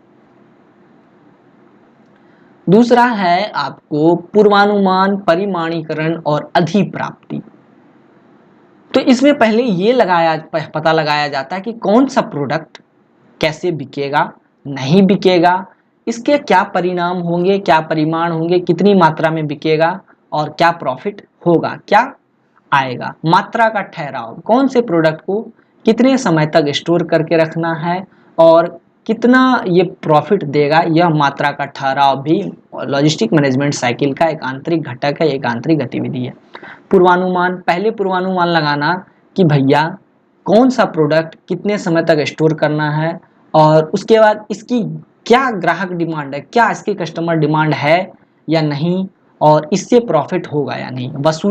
वसूली का मतलब कितना ज़्यादा से ज़्यादा प्रॉफिट हो रहा है और कितना नुकसान हो रहा है। तो ये दोनों के रेशियो को देखना भी एक क्या है, लॉजिस्टिक मैनेजमेंट साइकिल का एक कार्य है। आपूर्ति योजना, कौन सा प्रोडक्ट कितना लेवल तक रखना है और इसको इतना लेवल पर रखने से क्या इसका कोई फायदा या नुकसान है, इसकी तुलना करना, इसका पता लगाना भी एक तरह से लॉजिस्टिक मैनेजमेंट साइकिल का क्या है, तो एक आंतरिक गतिविधि है। इन्वेंट्री प्रबंधन, भंडारण और वितरण में पहले भी बता चुका हूँ। इन्वेंट्री की कौन सा प्रोडक्ट अवेलेबल है बेचने के लिए, कौन सा प्रोडक्ट नहीं है, और कौन सा प्रोडक्ट कितने अमाउंट में स्टोर है, कितने अमाउंट में भंडार में रखा हुआ, और कौन सा प्रोडक्ट कितने अमाउंट में वितरित किया गया है, मतलब मार्केट में उतारा गया है। तो यह भी एक लॉजिस्टिक मैनेजमेंट साइकिल की आंतरिक गतिविधि है। इन्वेंट्री कंट्रोल सिस्टम, अब जो इन्वेंट्री मौजूद है, जितने प्रोडक्ट मौजूद हैं उसको कंट्रोल करने के लिए एक सिस्टम जो बनाया जाता है, वो भी लॉजिस्टिक मैनेजमेंट सिस्टम का एक हिस्सा होता है, लॉजिस्टिक मैनेजमेंट साइकिल का एक हिस्सा होता है। एक आंतरिक गतिविधि होती है जिसमें यह पता लगाया जाता है कि कौन सा प्रोडक्ट कितना बिक गया, कितना स्टॉक में बचा हुआ है, कितना ऑर्डर प्रेजेंट में आया हुआ है, कितने ऑर्डर की शिपमेंट कर दी गई है और कितना ऑर्डर क्या कहते हैं कस्टमर को मिल चुका है। भंडारण, यहाँ पर यह है कि किसी आइटम को कंपनी द्वारा खरीदे जाने और प्राप्त करने के बाद इस सेवा वितरण स्तर पर ले जाया जाना चाहिए, जहां ग्राहक या ग्राहक उत्पादों को प्राप्त करेंगे। तो ऐसा है कि ये बात मैं पहले ही बता चुका हूँ, ये बकवास यहाँ पर लिख दी गई है कंपनी की ओर से। ये नीचे जो गैस पेपर्स हैं या असाइनमेंट्स हैं वो मतलब मैंने अच्छे से बनाया नहीं है, मैंने नहीं बनाया। अब भंडारण उत्पादों का उद्देश्य, क्यों भंडारण किया जाता है कोई प्रोडक्ट, तो ऐसा है कि भंडारण क्यों करते हैं, इसलिए ना करते हैं ताकि वो कस्टमर को एक समय आने पर टाइम पे मिल जाए और वो प्रोडक्ट वितरण के लिए अवेलेबल हो, उसकी गुणवत्ता सही हो और ये जो प्रोडक्ट है वो ज़्यादा से ज़्यादा लोगों को पसंद आए। यही भंडारण उत्पादों का उद्देश्य है ना, और इससे ज़्यादा तो कुछ है नहीं। आई होप आप लोग इसको समझ गए होंगे। मैं इसको ज़रा इरेज कर देता हूँ। अब नीचे प्रश्न संख्या 3 है। ओके, प्रश्न संख्या 3 में क्या बातें लिखी गई है, ये सब चीज़ें मैं एक तरह से ये वाला बता दूं या छोड़ दूं, क्या करूं समझ में ही नहीं आ रहा। चलिए मैं कोशिश करता हूं कि इसको बता देता हूं। एक सेकंड, क्वेश्चन देख लेते हैं एक बार।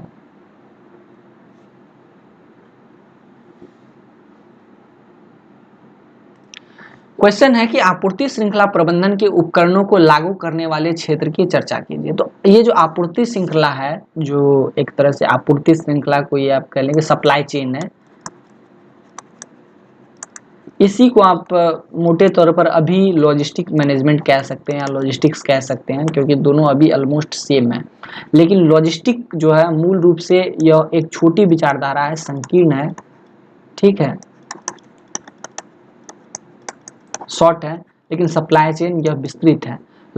ये जो लॉजिस्टिक है इसमें केवल और केवल समान उत्पादों को ले जाना, लाना, उसके बाद उसकी योजना बनाना, यही सब शामिल है। लेकिन सप्लाई चेन मैनेजमेंट आपूर्ति प्रबंधन श्रृंखला के अंदर पूरी की पूरी बातें शामिल है। पूरी रणनीति, कैसे कौन प्रोडक्ट जाएगा, कैसे कौन प्रोडक्ट आएगा, कौन प्रोडक्ट में कितना खर्च करना है, किस प्रोडक्ट से कितना नुकसान हो रहा है, किस प्रोडक्ट से कितना प्रॉफिट हो रहा है, ओवरऑल सारी चीजें अगर देखी जाए तो वो आपूर्ति श्रृंखला प्रबंधन के अंतर्गत आती है। आप लोग इसको समझ गए होंगे।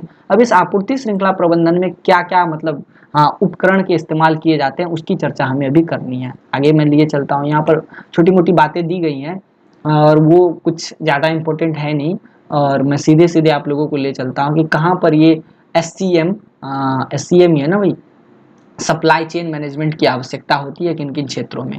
तो शिपिंग स्थिति, जो शिपमेंट है उसको ट्रैक करने के लिए जो चीजें होती है उसे हम आपूर्ति श्रृंखला प्रबंधन के अंतर्गत रख सकते हैं। शिपमेंट की जो ट्रैकिंग होती है नेटवर्क के माध्यम से, सॉफ्टवेयर के माध्यम से, वो सप्लाई चेन के अंतर्गत आता है। लॉजिस्टिक सप्लाई चेन भी आप इसको बोल सकते हैं। आई होप आप लोग इसको समझ रहे होंगे। और जैसे कि शिपमेंट, कोई प्रोडक्ट 7 तारीख को पहुंचना था और लेकिन वो किसी वजह से 8 तारीख को पहुंचने वाला है, तो उसमें जो चेंजेज आ रहा है, वो जो चेंजेस दिखाया जा रहा है, वो जो अलर्ट जारी किया जा रहा है ताकि कस्टमर को पता चल सके, ये जो शिपिंग स्थिति वाला मैटर है ये किसके अंदर आएगा, लॉजिस्टिक सप्लाई चेन के अंदर आएगा। आगे बढ़ते हैं। ऑर्डर प्रोसेसिंग की बात, यह भी लॉजिस्टिक सप्लाई चेन के अंदर आता है। यह भी एक तरह से हथियार है लॉजिस्टिक सप्लाई चेन के अंदर। इसमें क्या होता है कि सॉफ्टवेयर के माध्यम से ये बता दिया जाता है कि आप कोई कस्टमर जो है कोई प्रोडक्ट परचेज कर रहा है, उसको ये बता दिया जाता है कि भैया ऑर्डर की प्रोसेसिंग हो गई है, इसमें बिलिंग कर ली जाती है, फिर उसके बाद ऑर्डर की प्रोसेसिंग, ऑर्डर मैनेजमेंट, ऑर्डर की पूर्ति के लिए क्या कहते हैं, मैनिफेस्टेशन कहते हैं उसको, मैनिफेस्टेशन कर लिया जाता है। तो ये ऑर्डर प्रोसेसिंग भी सप्लाई चेन मैनेजमेंट में आता है। आपूर्ति करता प्रबंधन, अब जो प्रोडक्ट कस्टमर तक पहुंचाएगा, जो आपूर्ति करता होगा, उसका प्रबंधन भी जरूरी होता है। और इसके माध्यम से ये देखा जाता है कि प्रोडक्ट जो है उसको फुलफिल करने में आपूर्तिकर्ता जो प्रोडक्ट जो बेच रहा है वो सक्षम है या नहीं। तो ये सभी चीज़ें जो है सप्लाई चेन मैनेजमेंट या लॉजिस्टिक मैनेजमेंट चेन में देखा जाता है। बोलियों और खर्चों का प्रबंधन, कितना खर्च आएगा, कितना खर्च जाएगा, कितना वेयर हाउस में स्पेस बचा हुआ है, कितना इन्वेंट्री लागत, मतलब कि कितना प्रोडक्ट जो रखा हुआ है वेयर हाउस में उसकी लागत क्या है। तो ये सब चेक करने के लिए भी सप्लाई चेन मैनेजमेंट के क्षेत्रों का प्रयोग किया जाता है और इनके हथियारों का प्रयोग किया जाता है। इन्हें एक हथियार की तरह समझ सकते हैं। बाकी सब बातें एक ही हैं, घुमा फिरा के मतलब नचाया घुमाया जा रहा है और कुछ नहीं है। डिमांड फोरकास्टिंग, ये देखा जाता है कि ग्राहक जो है ना कौन सा प्रोडक्ट परचेज कर रहे हैं, कौन से प्रोडक्ट की डिमांड ज़्यादा है मार्केट में, कौन से प्रोडक्ट को कस्टमर लाइक कर रहे हैं, तो उसे हम डिमांड फोरकास्टिंग कहते हैं। सहयोग पोर्टल उपकरण, अब जैसे कि कोई प्रोडक्ट कस्टमर लेकर खुश नहीं हुआ तो उसके लिए सहयोग पोर्टल उपकरण बना दिया जाए कि वह जो है मतलब अपने निगेटिव रिव्यूज डाल सके, या फिर कोई समस्या आ गई, प्रोडक्ट रास्ते में रह गया, कुछ खराबी आ गई, कहीं खो गया, तो उसका कुछ निदान हो, तो मतलब उसका कुछ निदान हो, उसको कुछ हेल्प मिले, उसका कोई सॉल्यूशन निकले, तो उसके लिए सहायक पोर्टल उपकरण बना दिए जाते हैं जिसमें कस्टमर अपनी मदद के लिए गुहार लगा सकता है। एनालिटिक्स एंड रिपोर्ट टूल्स, कौन से ये सॉफ्टवेयर के माध्यम से होता है। इसमें क्या होता है, देखा जाता है कि क्या प्रोडक्ट हमें मतलब प्रॉफिट दे रहा है, और उसके बाद कितने शिपमेंट पड़े हुए हैं, कितनी इन्वेंट्री है, कितना कितना लॉस हो रहा है, कितना पैसा लॉजिस्टिक में जा रहा है, कितना पैसा कुरियर में जा रहा है, लॉजिस्टिक या कुरियर में जा रहा है, कितना पैसा अन्य कार्यों में जा रहा है। तो ये सब एनालिटिक्स जो है ना, यह भी एक तरह से क्या है, तो आपूर्ति प्रबंधन का क्या है, उपकरण है। आई होप आप लोग इसको समझ गए होंगे। आगे बढ़ते हैं। अब है सुरक्षा उपकरण। ऐसा है जैसे मान लेते हैं ऑनलाइन हो रही है सारी चीज़ें, लगभग चीज़ें ऑनलाइन हो रही है, तो इंसान जैसे कोई कस्टमर बनता है किसी ई कॉमर्स कंपनी का, तो पहले वो नाम पता फलाना ढिमकाना दर्ज करता है, कभी कभी कार्ड से पेमेंट करता है। तो अब कार्ड तो सेंसिटिव चीज़ें हैं, नाम पता इन्फॉर्मेशन प्राइवेट चीज़ें हैं। तो अब मान लेते हैं कि ये जो है ना किसी गलत आदमी के हाथ ना चली जाए, तो इसके लिए किन सुरक्षा उपकरणों का इस्तेमाल किया गया है, यह भी क्या है, एक लॉजिस्टिक मैनेजमेंट साइकिल या सप्लाई चेन मैनेजमेंट का हिस्सा है, सप्लाई चेन मैनेजमेंट का हिस्सा है, जिसमें ये चेक किया जाता है कि किन सुरक्षा उपकरणों का उपयोग किया जाए कि इससे कस्टमर को कोई नुकसान ना हो। आई होप आप लोग इसको समझ गए होंगे। अब आज के इस वीडियो सेशन में इतना ही रहने देते हैं, और ये वीडियो सेशन आप लोगों को अच्छा लगा होगा ऐसी मैं उम्मीद कर सकता हूँ। बाकी थोड़े बहुत क्वेश्चन यहाँ पर आप लोगों को और मिल जाएंगे, 6 क्वेश्चन इसमें होगा, और आई थिंक 10 या 12 क्वेश्चन होंगे डिस्कस करने के लायक, जो कि मैं अगले वीडियो सेशन में डिस्कस करूँगा, मतलब कल। तो आज के वीडियो में इतना ही, फिर मिलते हैं नेक्स्ट वीडियो में दोस्तों। Till then tata bye bye, take care. और जाने से पहले मैं ये कहूँगा कि जिसको भी अगर प्रोडक्ट अगर चाहिए, मतलब ये PDF चाहिए, तो वो व्हाट्सएप कर दीजिएगा, व्हाट्सएप ऑन